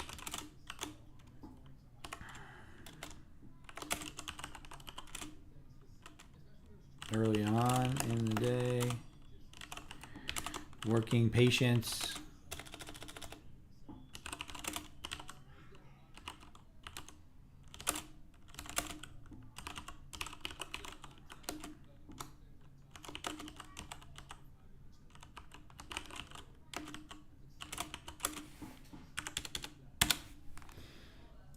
So I can save the journal, right? And you can see we have no executions. But now you get a little journal note here that's just kind of giving you, if I look back on the month, hey, why didn't I execute on these days? I know the green days. I can see what I did. I kind of remember the trades that I took. If I have something that I want to note, good.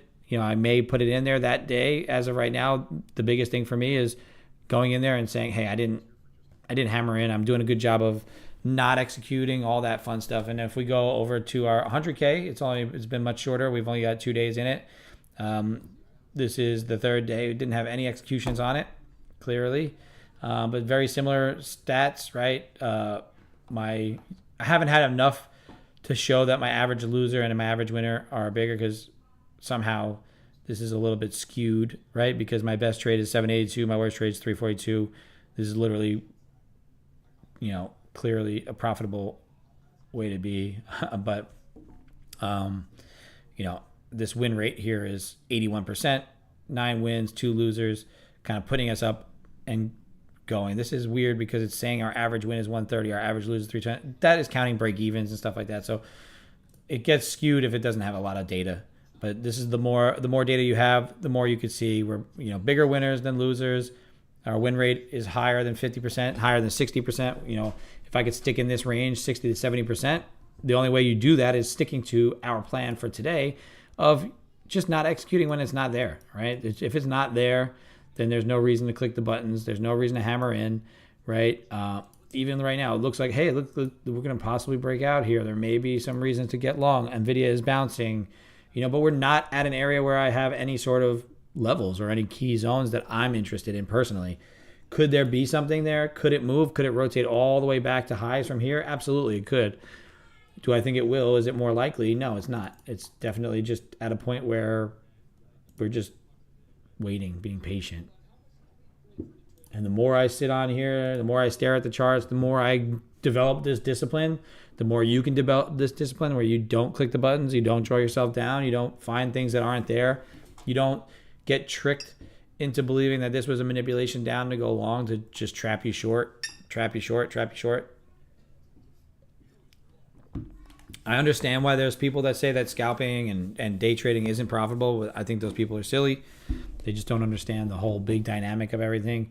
If you are patient, if you do stick to your abilities, you're going to be just fine.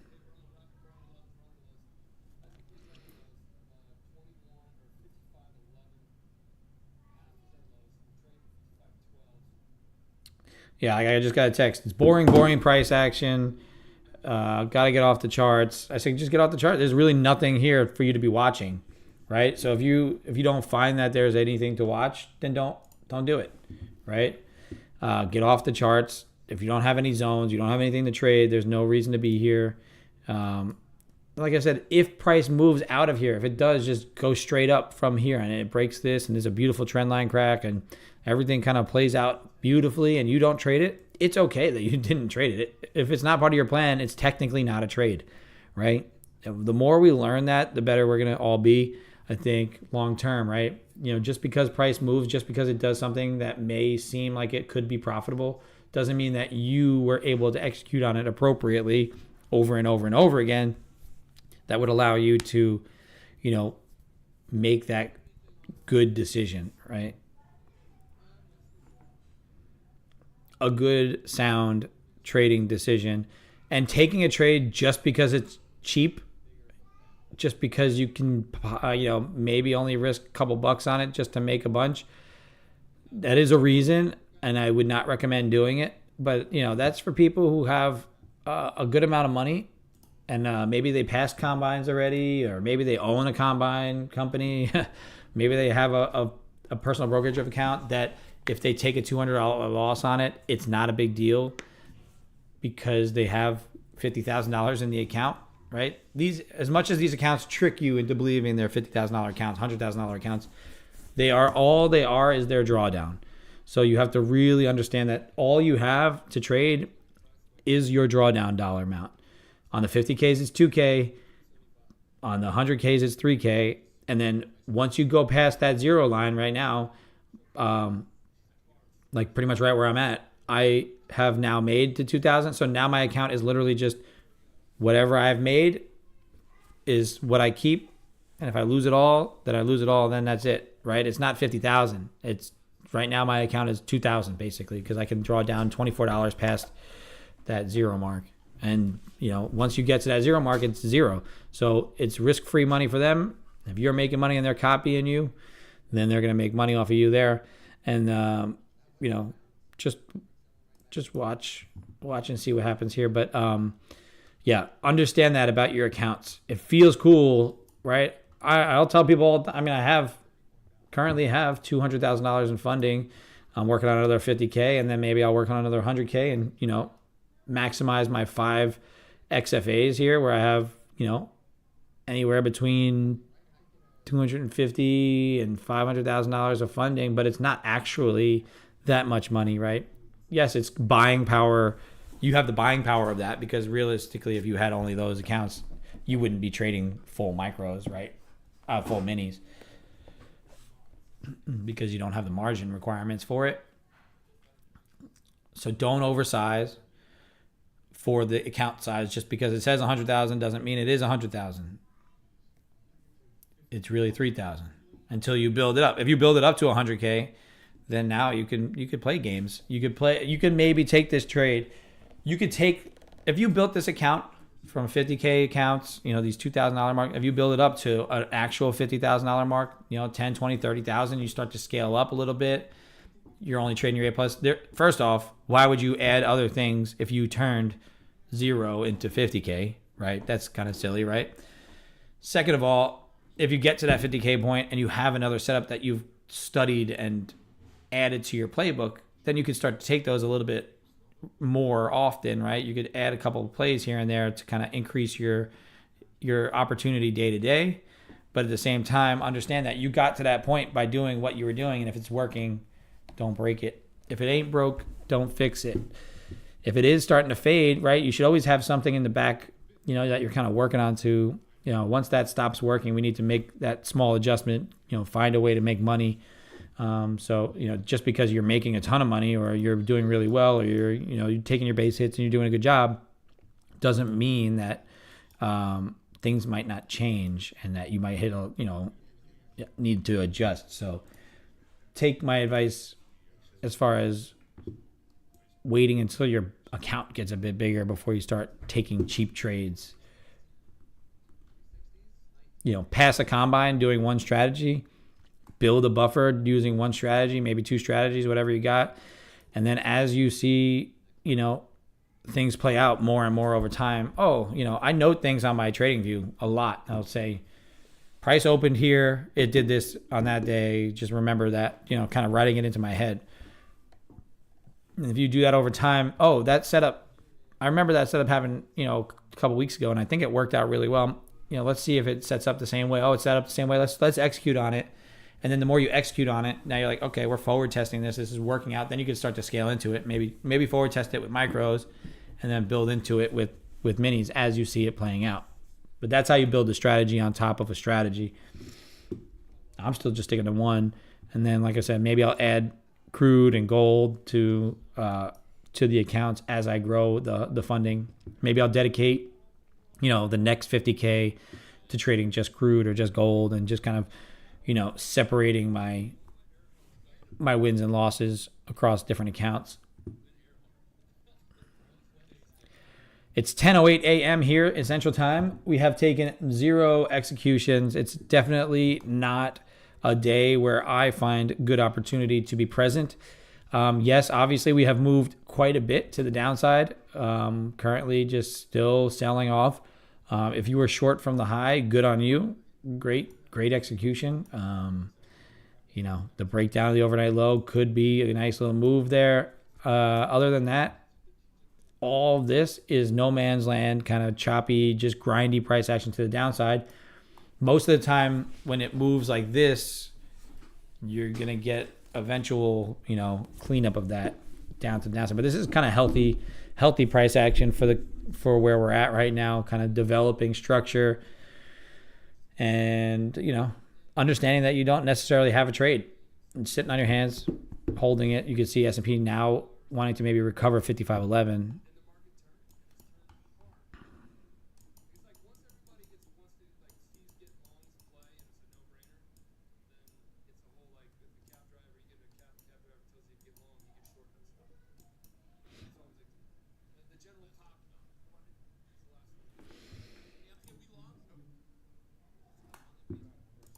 If you're still hanging around with us, I appreciate it on this boring day. If you have anything you want me to kind of go over, let me know. If you want me to look at anything that's not, NASDAQ and S&P related, let me know. I'm not here to click buttons if the buttons aren't ready to be clicked.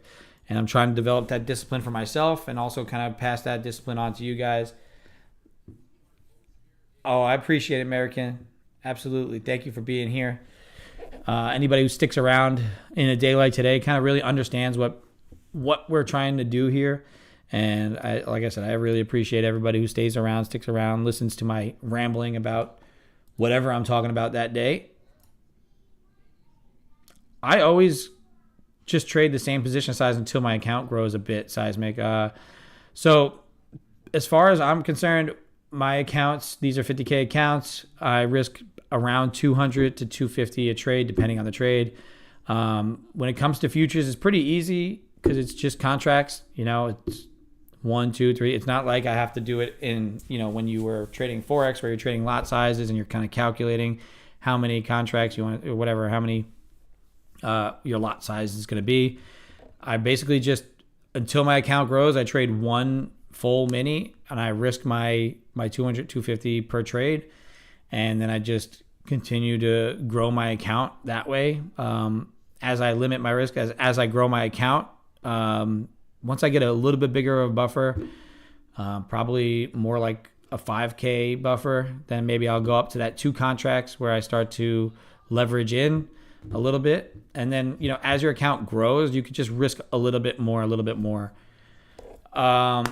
So if you're not familiar with futures, you're more of I don't know if you're coming from the Forex side, the CFD side, or if you're coming from the stocks side, options and shares. Yeah. So you could almost think of futures sort of like an options contract where one contract is 100 shares per se. It's not that simple or that it's not that complex. One contract is basically when you're trading whatever future you're doing is, let's say this the NASDAQ. If you see just NASDAQ, they call these a mini futures contract. So when I say mini, it's just the regular full size contract. Micros are 1/10 of a full contract, and those are just different contracts, right? So if you see NQ and you see something that says MNQ, those are micro NASDAQs, right? So MNQ would be micro. It's the same price. Pretty much everything is the same, except for that it's tick price. So in movements in futures, we're going to be talking in ticks and points. Every point has 4 ticks in it. So everything is valued per tick. So as price moves here, if I were to buy or sell or whatever, one full contract, every tick on a full mini NASDAQ is $5 per tick, $20 per point. That never changes. Doesn't matter what the value is of the contract. The ticks are always the same. And then in micros, instead of it being $5, you divide the 5 by 10, it's 50 cents per tick per contract. So that's how you kind of calculate your risk. Let's say you wanted to risk $200, and we do it simply here. If you want to risk $200 per trade and you want to do that divided by $5 per tick, the most you could risk is 40 ticks, which is 4 ticks per point, which is 10 points, right? Divided by 4, 10 points. So 10 points would be, if you're going to go short here through, let's say 400, you're going to risk up to 410, and that's your $200 risk. and then you want to see, kind of how it's going to go. If you're newer to futures, I would recommend trading micros. And if you are even, in an area where you maybe don't like a lot of whippy action, you don't want manipulation, I would stick to the S&Ps over the NASDAQ until you kind of understand the dynamics of how the NASDAQ really functions. And, then when you go over to the NASDAQ, you got to definitely look into it. You just got to kind of understand what each different. So every futures contract has different values. So you're not going to get that, $5 a tick on NASDAQ, $5 a tick on ES. If you go to the S&Ps, it's actually $12.50 a tick, but it moves much slower. It's got a more broad spectrum of what's inside of it. So if you want to learn, let me pull this up real quick for you. CME Group, equities, education, pull that up for you. Education home. This is where I point everybody who has no idea or is switching into futures. I point everybody to the actual CME Group. They are the exchange for futures contracts.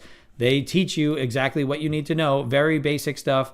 And then there's more advanced things, obviously, that you can get into. Obviously, there's also options on the futures contract. Just don't worry about those right now. If you want to get in, learn about it, click into that link. I'll post that in the YouTube as well, so you guys have that. And you can take a look at the CME Group. I do post education on the Coffee Co. website. I try to get into some things. I'm going to start to do more and more education. I may even build like a little mini free course on there that kind of breaks down futures a little bit differently than some other things. But if you go onto CME Group, a lot of times if I'm like, oh, what is a tick for, if I want NASDAQ information, CME Group, NASDAQ, NQ. So I'll go into CME Group. I'll go to the NASDAQ, and it gives you a complete overview of everything about the contract. So if you go into here, it tells you everything that you need to know about it, what it is, contract values, all of everything that you could possibly need to know about when it trades, when it's closed, when you need to be flat, margin requirements on some of the things. And then you can get key economic information, stuff that moves that particular market. I know some people trade oil, they trade gold, they trade commodity stuff that they need to know. I don't know, you'll see what's in the S&P, all that. So absolutely, Deck. We are definitely a family here at Tradecaster. So just kind of pointing everybody in the direction of education, where learning about the CME Group and all that. So if you have more questions about futures or anything like that, let me know, because it's a little bit different. It's simple to understand once you understand it, but also when you come from some other worlds, like the futures world, like the options and stocks world, slightly different. Just kind of charts are charts across the board, right? No matter what, if you're looking at charts on, Nvidia, it's going to be the same as looking at a chart, candlestick patterns, stuff like that on the NASDAQ. Level twos are pretty much the same. Spreads are a little tighter most of the time, except in news and when markets get thin. You'll start to notice some spreadiness, but very, very, very, very tight spreads pretty much all of the time. You'll usually have no issues getting filled. Slippage is very minimal, except in news events. So there's a lot of benefits to the futures as opposed to some of the individual names. Even on low volume days, you pretty much have no issues getting filled. If you want to use funding accounts, something like TopStep or some of the other companies, I use TopStep. If you want that information, it is posted in here. So if you don't see the link for TopStep, I'll give it to you. They have a lot of good education for their users as well. You can leverage, paying $50 for a 50K combine and, learn it the easy way without losing, thousands of dollars on your own. Are futures more profitable than options for the same move? So I can't say that definitively, right? Because there's so much when it comes to options with the Greeks and the decay and a lot of like contract decisions that you have to make on, do you want to go zero DTE or do you want to go week or monthly, weekly, depending on what you're trading, it affects the volatility of that contract, right? And I've seen, personally, I've traded a little bit of options, but for me, I tried to swing them a little bit more. I didn't try to go zero DTE stuff. I don't really know exactly how much I could make. And I've seen where Deck has gotten into where he's posted some things where he's made a really good move on a name on an options contract and actually not made nearly as much as he probably should have, just because of some of the decay stuff.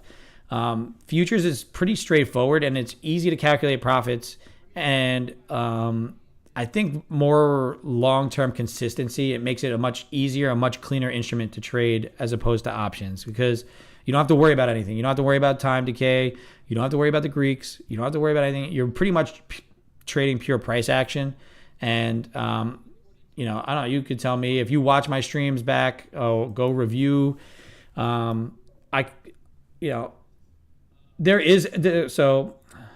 Yes, there are expirations. All of these contracts expire quarterly, but that doesn't affect the actual price. It really will just affect the rollover when that comes. So it'll expire quarterly, and then you'll move to the next front contract. If you watch my stream near when we're going to roll over, I explain a lot of what's going to happen. You do get increased volatility. You get positioning of larger players, moving contracts from, say, the previous contract was the H contract, moving to the U contract. You can see right here, NQU is the front contract.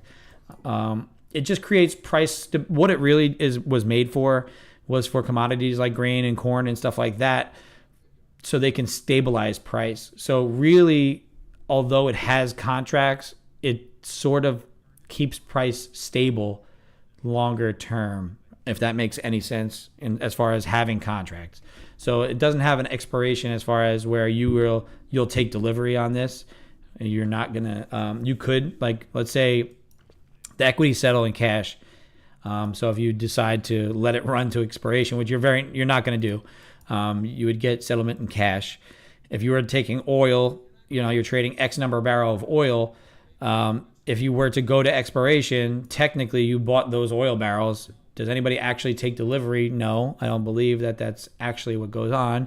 Most people are rolling those contracts. It's really to kind of create stability within different types of asset classes. And now that they have these futures contracts of equities that they've built in, and Bitcoin and all these things that are kind of having expirations, those things don't really expire to where you need to have a value for them, so they just expire cash.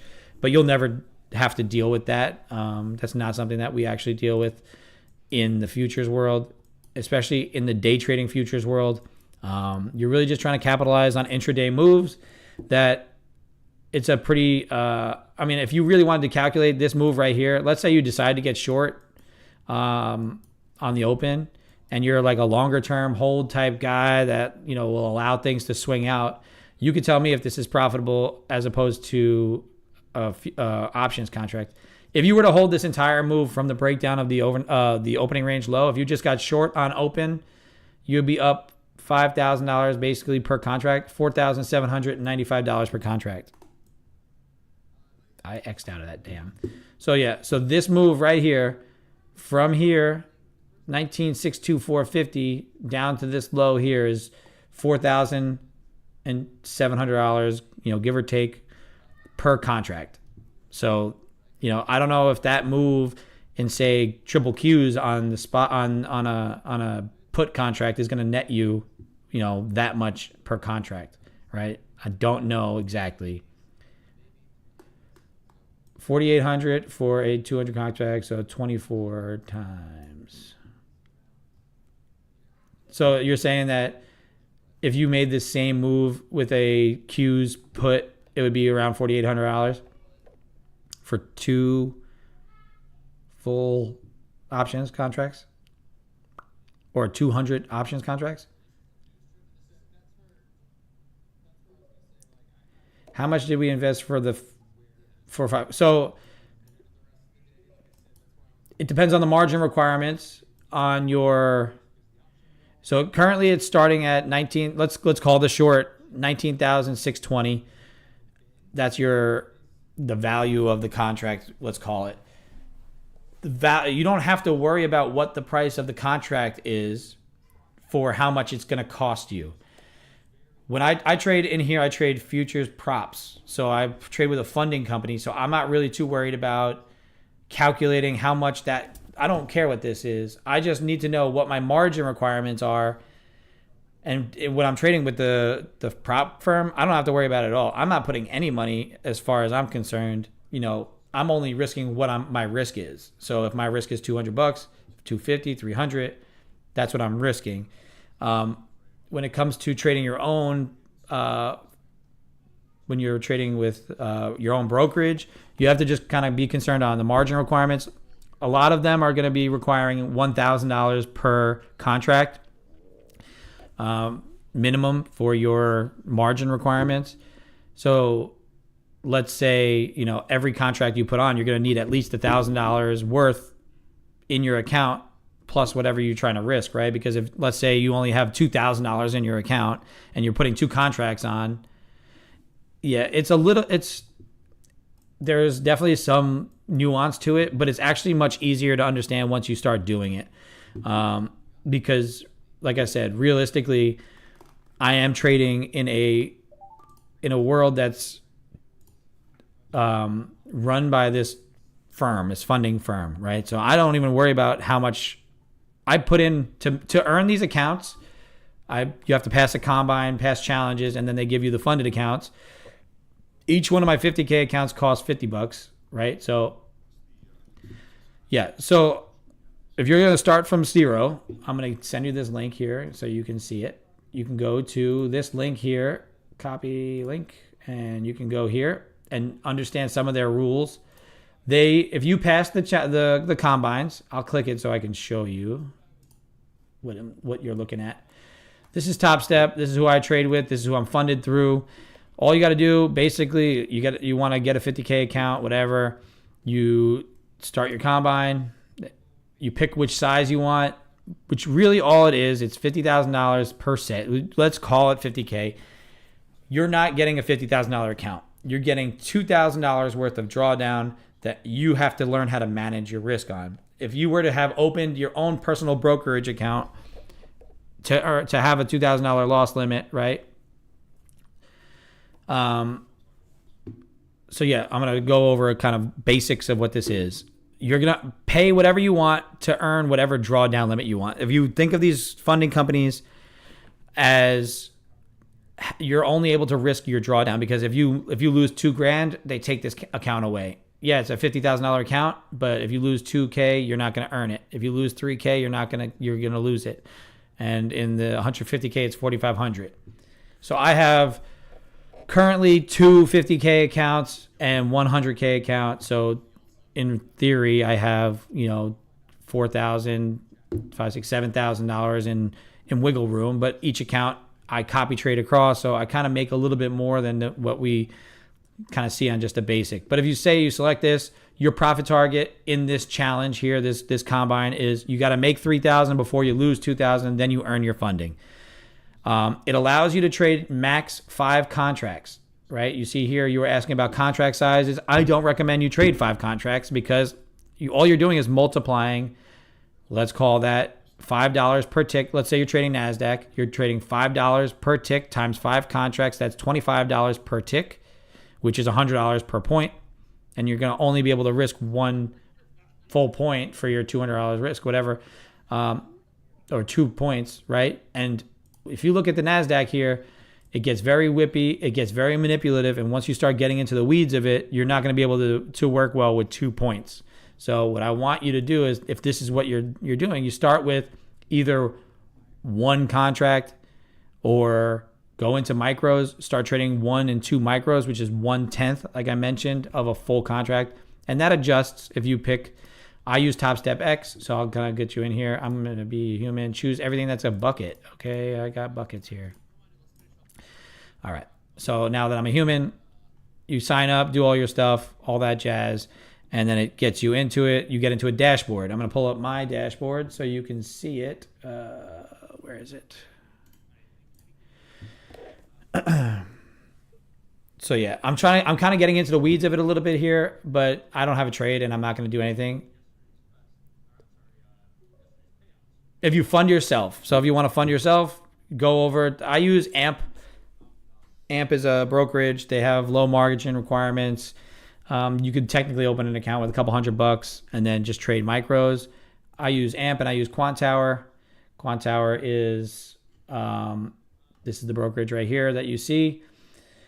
If you were to do this all on your own, and you want to put in a couple $1,000, let's say you put in $2,000 and you want to trade the way you do on that funding company, I would trade really small. You can learn your risk based on how you're trading, but realistically, moves like this, like I said, it doesn't require you to calculate, okay, we're at 19,450. That's how much we call this contract costs.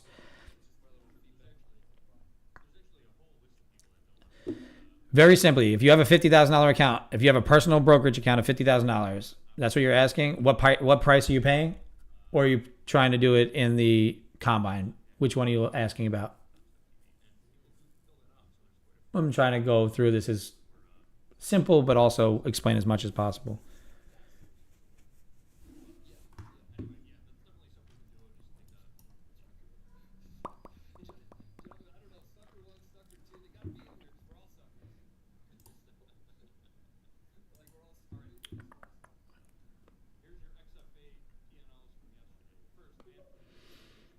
You could, yeah. So you don't have to calculate, but you have to know those. So you have to find an options chain, right? If you're trading options, you got to find an options chain, and you got to find, whatever the strike price is, and you got to find that it's $200. You got to find, how much it's going to cost you. Let's say you want to buy a contract that's just out of the money. It's going to cost a little more. You got to do all these calculations. You don't do any of that with futures. Okay, so the price is the price. If you're seeing my screen right now, this is Quant Tower. The price is the price every single time, no matter what you're doing. It is just consistent across the board. Whether this price is 20,000 or whether it's 19,000 or if it's 5,000, it doesn't change across the board. It's always the same. You're not calculating any cost of how much this is going to cost you. All you have to worry about if you're on a personal brokerage is your margin buffer, right? Your intraday margin, which is going to be, if you need in your account $1,000 per full contract, since we're on E-minis, full contract, you need to have at least $1,000 in your account for them to allow that trade to go through. Plus, obviously, whatever you're willing to risk. So say let's say you have a $5,000 account and you wanted to justifiably trade 4 contracts. You could realistically trade 4 contracts because you have $5,000 in your account. It always costs the same amount. It's that $1,000 margin, and then whatever you're risking and you're making within the contract, that's it. Minus, it depends on what brokerage you're on, what the fees and commissions are going to be. They're going to be minimal, but if you do too many trades, it's going to add up, right? Your fees and commissions will add up. They're not very large, but they will be there. So you'll see minus fees and commissions. So like I said, if the contract's 19.4 and you see the dome here, this level 2, you're not calculating this price. You don't care what this price is. You already know that if I click this button, if it goes up and down, it's going to move $5 per tick. Every tick it goes, it's $5 for me or $5 against me. And your risk is only calculated based on how many points you're willing to risk. Plus or minus slippage, or depending if you make a mistake or not, whatever the case may be. But very simply put, if I had to give anybody any advice, first starting out with futures, if you were in the options world, if you were in the futures, even FX is a little confusing because you got to know the price. You got to know, because you're trading something against something. This is purely an index versus cash. Everything is versus cash, basically. How much does it cost? If you wanted to even go into something like where we were here with gold, with oil, you're trading a commodity, you're trading oil. It's a different price per tick, but the margin requirements are still likely the same. It depends on, like I said, the broker.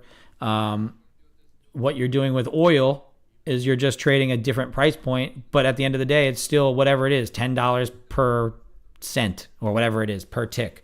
It's just whatever instrument you're trading, you have to fully understand how much it is per tick, what hours of the day it's open, what hour of the day it's closed, and then understanding margin requirements for holding. Yeah, futures is a whole different ballgame, but it makes things very, very simple if you come from other worlds, right? A lot of people that come from the options world find that futures is really, really helpful because you are basically trading like you would an options contract, but you don't have the decay. You don't have the time decay.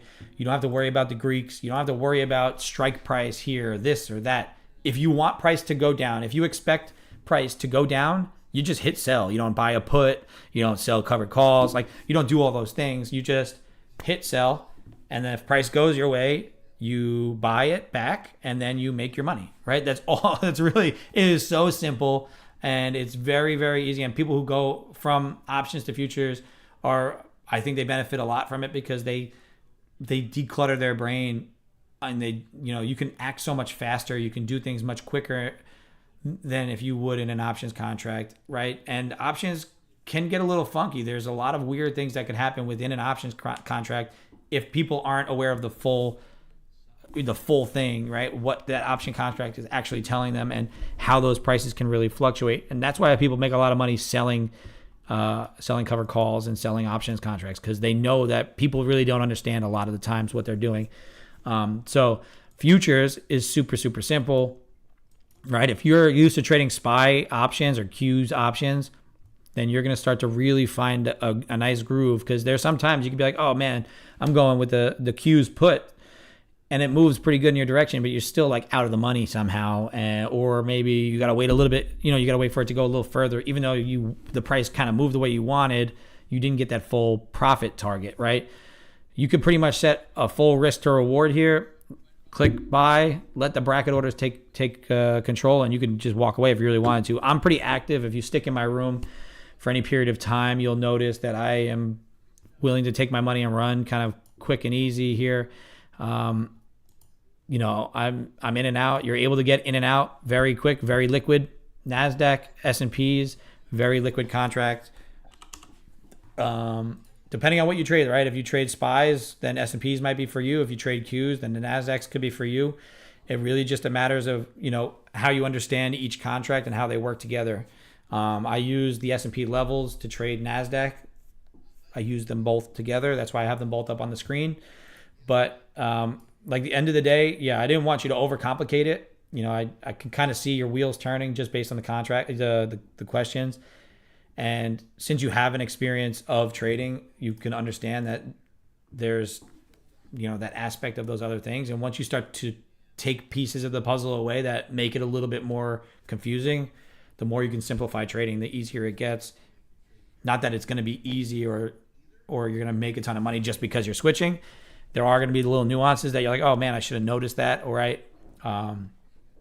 If you start doing it with the prop firms, everything is very linear. It's really just price based. You just got to understand same news events. Everything kind of applies. You'll start to notice that price gets manipulated around certain times, around certain areas, and then you kind of just got to work a strategy around that. But at the end of the day, you're not going to, if you buy it and price goes up, you're not going to lose money on it because there's no decay, there's no options, there's no contract decay, there's nothing like that. It is very straightforward. And like I said, it was created, the futures world was created to stabilize price of commodities like grain, corns, stuff like that for farmers, because they're getting yields. They're trying to sell things in the future. That's why it's called a futures contract at specific prices by maintaining those levels. So basically, because that's what it's for, it makes it easy to trade because all you're doing is speculating on whether price is going to go up or down, and then that's it. I mean, obviously there's more to it. There is obviously market manipulation everywhere. So futures are for a lot of things. Let's just go down the list of kind of what you can trade on the prop side, and then there's more to it than you can trade. But realistically, I think this is like the most common stuff that you'll see. Futures. Let's see. You could trade the Dow Jones, you could trade copper, you could trade gold, silver, the NASDAQ, the Russell, the S&Ps, the Nikkei. You could trade platinum, crude, natural gas. You could trade mini micros of everything that you see here. You could trade Forex contracts. Well, not Forex, but foreign exchange currencies like the Australian dollar, Canadian dollar, the euro. You could trade soybeans. You could trade cattle. You could trade hogs, wheat. Lots of things here that you can trade. I don't know if we have cattle on here, but yeah, live cattle, right? Lean hogs. These are things that have futures contracts because they're trying to stabilize price across the board. Lean hogs. They actually did a competition here on Top Step over the last, a couple weeks ago. If you passed one of their combines trading only lean hogs, they would send you a Stetson. So that's a pretty cool competition that they did there. So there's things that, within the futures world, especially within the funding side of it, I would always recommend you're brand new to futures, even though you don't seem like you're new to trading. I would recommend going first and just learning your lessons in this market on the prop side, because you're not risking, you saw the combines were $50, right? Or whatever. For a 50K, it was a $50 combine. And, instead of throwing $5,000 into account and burning your own $5,000, why not throw, $50 at a combine and work through the lessons? And even if you fail that combine, you could always reset it. You'll get rebuild the next month, and you can or buy another one, or they do resets. I watch in the background. I tell my viewers all the time, I'll post if they post free resets. I'll post if they post free combines, stuff like that. And then also I run Day Trading Coffee Company, daytradingcoffeeco.com. I am starting a funding fund in there. So a lot of our profits, we're going to start giving back to the community. So once we start becoming profitable as a company, the funding fund, I'm going to start donating combines and stuff like that. So people who need to kind of learn their lessons in those combines are all ready to fund, I will send them that way, send over some combines. So we do giveaways here also. So there's times that you could possibly win something like that. But realistically, learn your lessons in these combines, build yourself a brokerage account on the side if you really want to, and then you'll make it. Yeah, you only lose the monthly fee. Exactly right. And then if you pass on the other end of it, if you pass the combine, you pay one-time fee of $150 to activate the account, get it live. And then up to 10,000, you keep 100% of your profits. After 10,000 in profits, you split it 90-10 with the company. So you get 90, they get 10. So really it's a win-win situation, especially if you're in this game and you understand the risk to reward of that kind of money that you can make. It doesn't matter. There's no time period. There's no time period. There's no rush to do anything. They don't speed you through these combines. The only thing is that they set their rules to show that you can be consistent. So you can't technically pass this combine in one day. You have to do 2 days. But if that's too long for you, that's crazy. Understanding that they just want to show consistency over time, which is good. It keeps them protected. It keeps you protected. If you do end up deciding to go into here and doing something like that, risking that $50, doing the combine, doing all that stuff, and then learning that way. No, so it's 10K total in your history of being with them. So once you withdraw $10,000, if it's across one account, 3 accounts, 5 accounts, cumulative, once you take $10,000 from them, they're going to be like, all right, we're going to take a piece, 10%. They are already making money off of you, copy trading while you're not, right? They also have an A book, right? So if you're familiar with the prop world and the other end of it, if you get up to like $30,000 or more, and they start to see that you're really, really doing a good job, being very profitable for them, they'll move you to their A book, which is a complete live brokerage fund that they have slightly different rules to. You can kind of adjust your risk parameters and stuff like that. There are, benefits to actually being in there just, not A book. There's tax benefits and stuff like that to getting paid this way as well, because technically you're not actually making money trading. You're making money for the company, which is then paying you as a contractor. So you're not getting paid. You're not going to pay taxes, long-term capital gains taxes. You're just going to pay regular income tax whenever you do get to it, and if you have a business and whatever kind of expenses and stuff you kind of get from it, there's ways to make this prop world work for you more so than an actual brokerage account where you're going to get taxed. Futures is a little different than options and stocks because futures technically are a long-term product. So you're going to get taxed, I think it's 60-40 long-term capital gains over short-term capital gains. So there is tax benefit to trading futures over those things as well. But once you get into the prop world, you also have that added benefit of you're getting paid as a 1099 contractor and not technically as a trader. So you're not going to have to go through the whole, if you have been profitable in the past, with your brokerage statements and all that stuff and getting a little, funky with the taxes on trading. So there is definitely, yeah. Yes, it's taxed as long-term because it's only 60, I think it's 60-40 long-term to short-term. I'm not going to pretend that I'm a tax professional, but just kind of a general idea and rule of thumb of it is since they are futures contracts, they are a longer-term contract. Doesn't matter if it's settled today or yesterday or tomorrow or whatever. It's still technically trading a longer term contract because really, if you think about it, you're trying to get something in the future for a certain price. So technically, it's a long term contract. It's a breakdown. You still have to pay short term, but it's split to a better percentage than an actual anything stocks, options, and stuff like that. So there are benefits to it aside from just the trading benefits.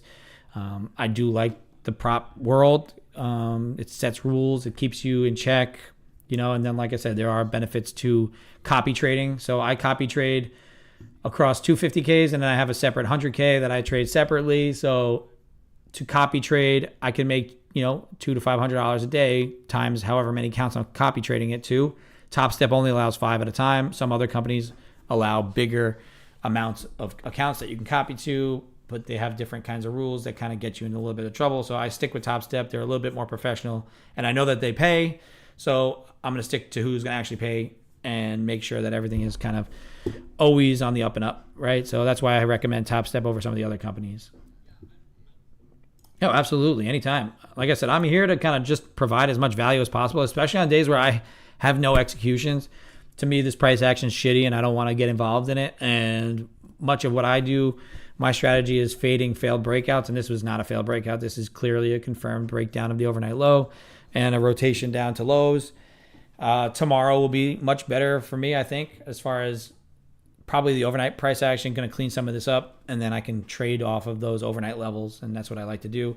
So for me to be able to be in here and give, an hour's worth of really good information to somebody, it made my time on stream worth it. And, like I said, I don't get paid to stream. I don't do any of that. I'm here to try to be helpful and be as real as possible, and hopefully eventually, long term, build a nice little community of people who are like-minded, and that's that. So hopefully it helps. And, like I said, I'm not here to sell you anything but coffee and kind of make sure that everybody has good education. If you want some coffee, check out daytradingcoffeeco.com since I've been so useful to you. This is our website here. If you click this link here, I do a weekly market analysis, copy and paste that here. It's a write-up that I do every week. So you can check it out. Everything that I'm looking at for the week ahead. Obviously, we have some coffee education in here and stuff as well. So more of what I'm doing. Everything is free. There's nothing that you want.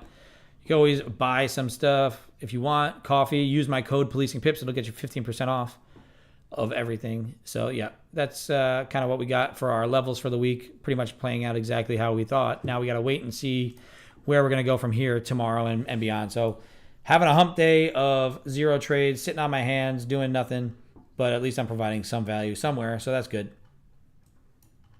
If anybody else has any other questions, I'm always willing to go into it.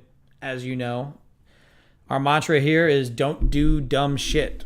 If you don't do dumb shit, you can keep your accounts long-term, you can make good executions, and that's really the name of the game, right, is just trying to avoid doing dumb shit so you don't lose your money. And you can stick in this long term.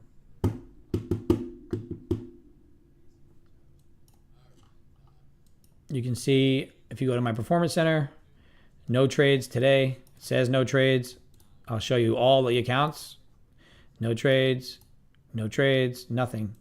right? So we're in here executing, trying to get that profit curve up to the right, giving you some helpful tips and tricks of the trade that I've learned over the past few years.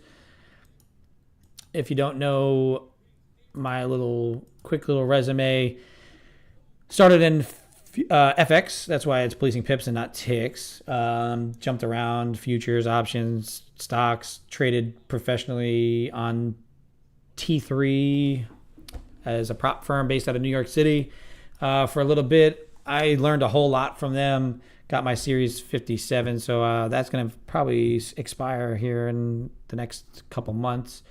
But passed my SIE, passed my Series 57, still eligible to go get hired on again if I could. You really need even on those prop floors, if you don't have the ability to go get hired on by like SMB, where they're going to bring you to the floor, train you, pay you like a little bit.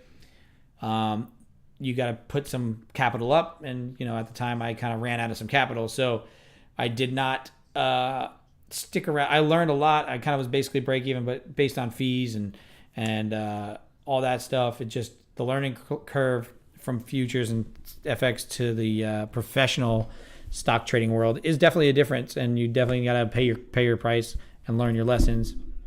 And then you got to go in with the right amount of profit buffer, because they do let you leverage your money pretty good.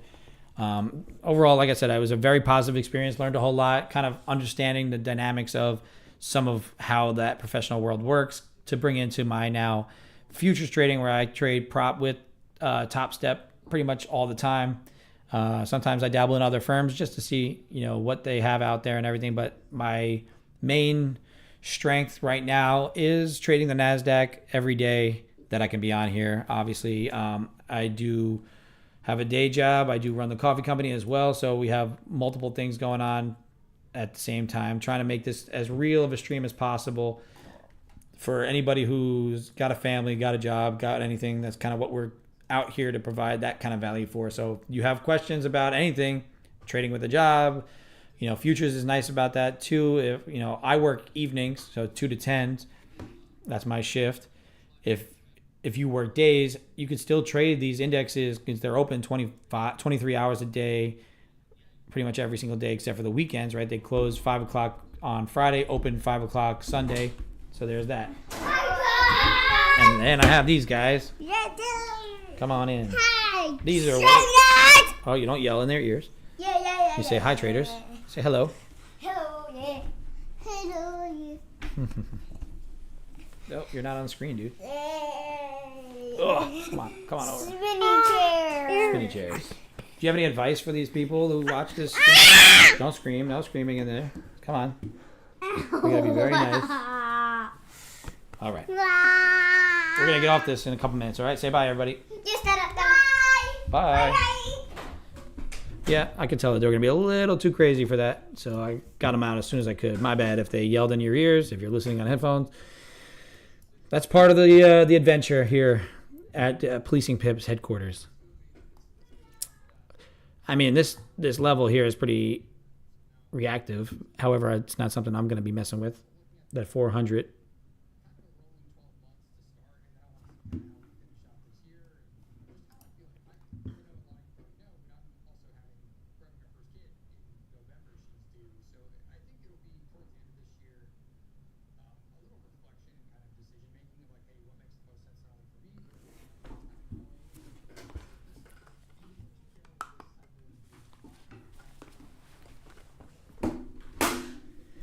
Nothing doing here for me. Last little 5 minutes for the stream. If you have any questions, comments, concerns, let me know. Otherwise, I'll be back on tomorrow morning, same time, same place. You can find me here on tradecaster.com. Always, like I said, I am not executing anything today. 0 executions. I did not see any opportunities for me that's set up in a way that would provide me the ability to limit my risk and execute on my A+ setup, so I did not. And I am very happy to not have executed anything, to not have lost any money chasing, that rotation back the other way. The only thing I could have considered possibly as an execution was the short through our overnight high.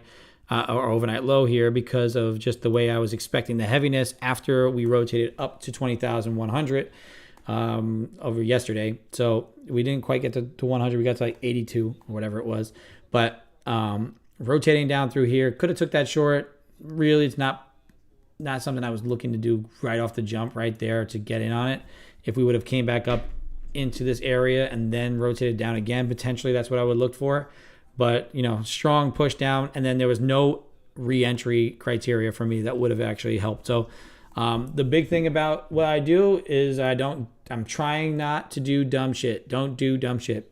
We'll make a new shirt. We'll make a new mug. Get you guys in on that pre-order if you like. I'll see what happens if I can develop it sometime this week. But don't do dumb shit. It's going to be something that you're going to have to find out what the dumb shit that you do is. Like I've told a few people in chat, write it down. Figure out what you do that's, not conducive to making money or not conducive to keeping accounts long-term or not conducive to passing combines or whatever. If you want to learn how to pass combines, if you want to learn how to make money, take withdrawals from these accounts, just stick around here long-term, and we're going to do this together. Every day, like I said, I'm going to tell you exactly what I'm doing, what I'm looking at. I'm not a signal service. I want you to learn to do it yourself. So I provide levels. I provide my input at key levels. I provide my input to news releases, events, anything that's going to come from that. So if you are interested in any of that, or if you want me to do anything further, you could always message me on Instagram at Policing Pips, at Day Trading Coffee Co. Either one. Follow them both and add me. If you are over on the write-up in that I send out every week, there's a form on the bottom. If you want me to add anything to that write-up, fill out that form on the bottom of the page, and I'll add something to it, whatever you want. I just go over what I find important for myself and that I think would help you guys, kind of looking at it day in and day out. And then once you kind of establish that, I would like to add in a couple different names maybe that you want to analyze, because a lot of times I'll do some of the Mag 7 names. This week I didn't add any Mag 7 names, but kind of just using them in generalities. If there's anything like you want to add Google into analysis, Amazon, you want to add oil in, and maybe gold or something that you want me to kind of just go through, just let me know. Otherwise, most of what I do is a broad market analysis that kind of just affects everything in generalities. Because, like I said, we don't know what's going to happen. It just provides you a good, stable base for the week. And then, just moving forward, making small adjustments here and there to make your day and your week profitable, right? So, I would love to have come out here today and made that one good trade and been able to make good money and walk out the door. But at the same time, cash is a position. Being disciplined enough to not execute a trade is a position. So there are going to be days where you don't find your setup, you don't have what you want to see, and you're not going to execute, and that's fine. You come out tomorrow and you make your trades and you make your money when you can, when it's available, and if you don't have something, don't force it in, because those are the days that you're going to draw yourself down and have to regain that money. And then everybody who's been in training for any sort of period of time knows it's harder to make money on a drawdown than it is to make money while you're making money, right? Because as you draw down, you have to make that and then some to get back into profit, right? So not only does it just the maths in a way that makes it harder to make money out of a drawdown than it is to just continue to build on your buffer. And if you don't do dumb shit, you won't lose your money as much. Yes, we're going to take losers. They're going to be calculated losers, and then you'll be able to outweigh those losers with your winners over the period of weeks, months, days, weeks, months, years. Is kind of what the game is, right? We want to do this long term, so there's no rush. You can pass these accounts in 2 days or 5 months or however long it takes you. Don't rush it. Let yourself build good habits over time, so that when you do pass or when you do have an XFA, you can take your payouts. You can do these things that are, that make you successful. And what will make us successful, what makes me successful at the moment, is being very disciplined, sticking to my plan. Stick to my plan. That's all I got to do. I mean, realistically, there's opportunity overnight, for that gap down and go. Really, we had that gap, previous day low down to overnight high, which is basically we gapped down and just continued to sell off. And we have no pullbacks since that sell off. Really very limited. We have not made, since that overnight high, we have not tried to retrace back to there in any sort of the way. So heaviness is in, the seller's in control. Don't try to fight it. So it's up to you to kind of set those rules in place, do everything. Like I said, I'll be back on tomorrow morning, 8:30 Central Time. Hopefully we find an opportunity so we can actually make some money. Otherwise, I will try to continue to provide any sort of value that I can educationally that will allow you guys to kind of stick around and kind of distract yourself from making stupid choices as well. So we'll see what happens into the close later. I'm not going to be trading on it, but we'll see what happens. Observe it, watch it, see what we can get out of it, and then kind of use it for our trading for tomorrow, right? So if anybody has anything, let it be known now. Otherwise, I'm going to be off.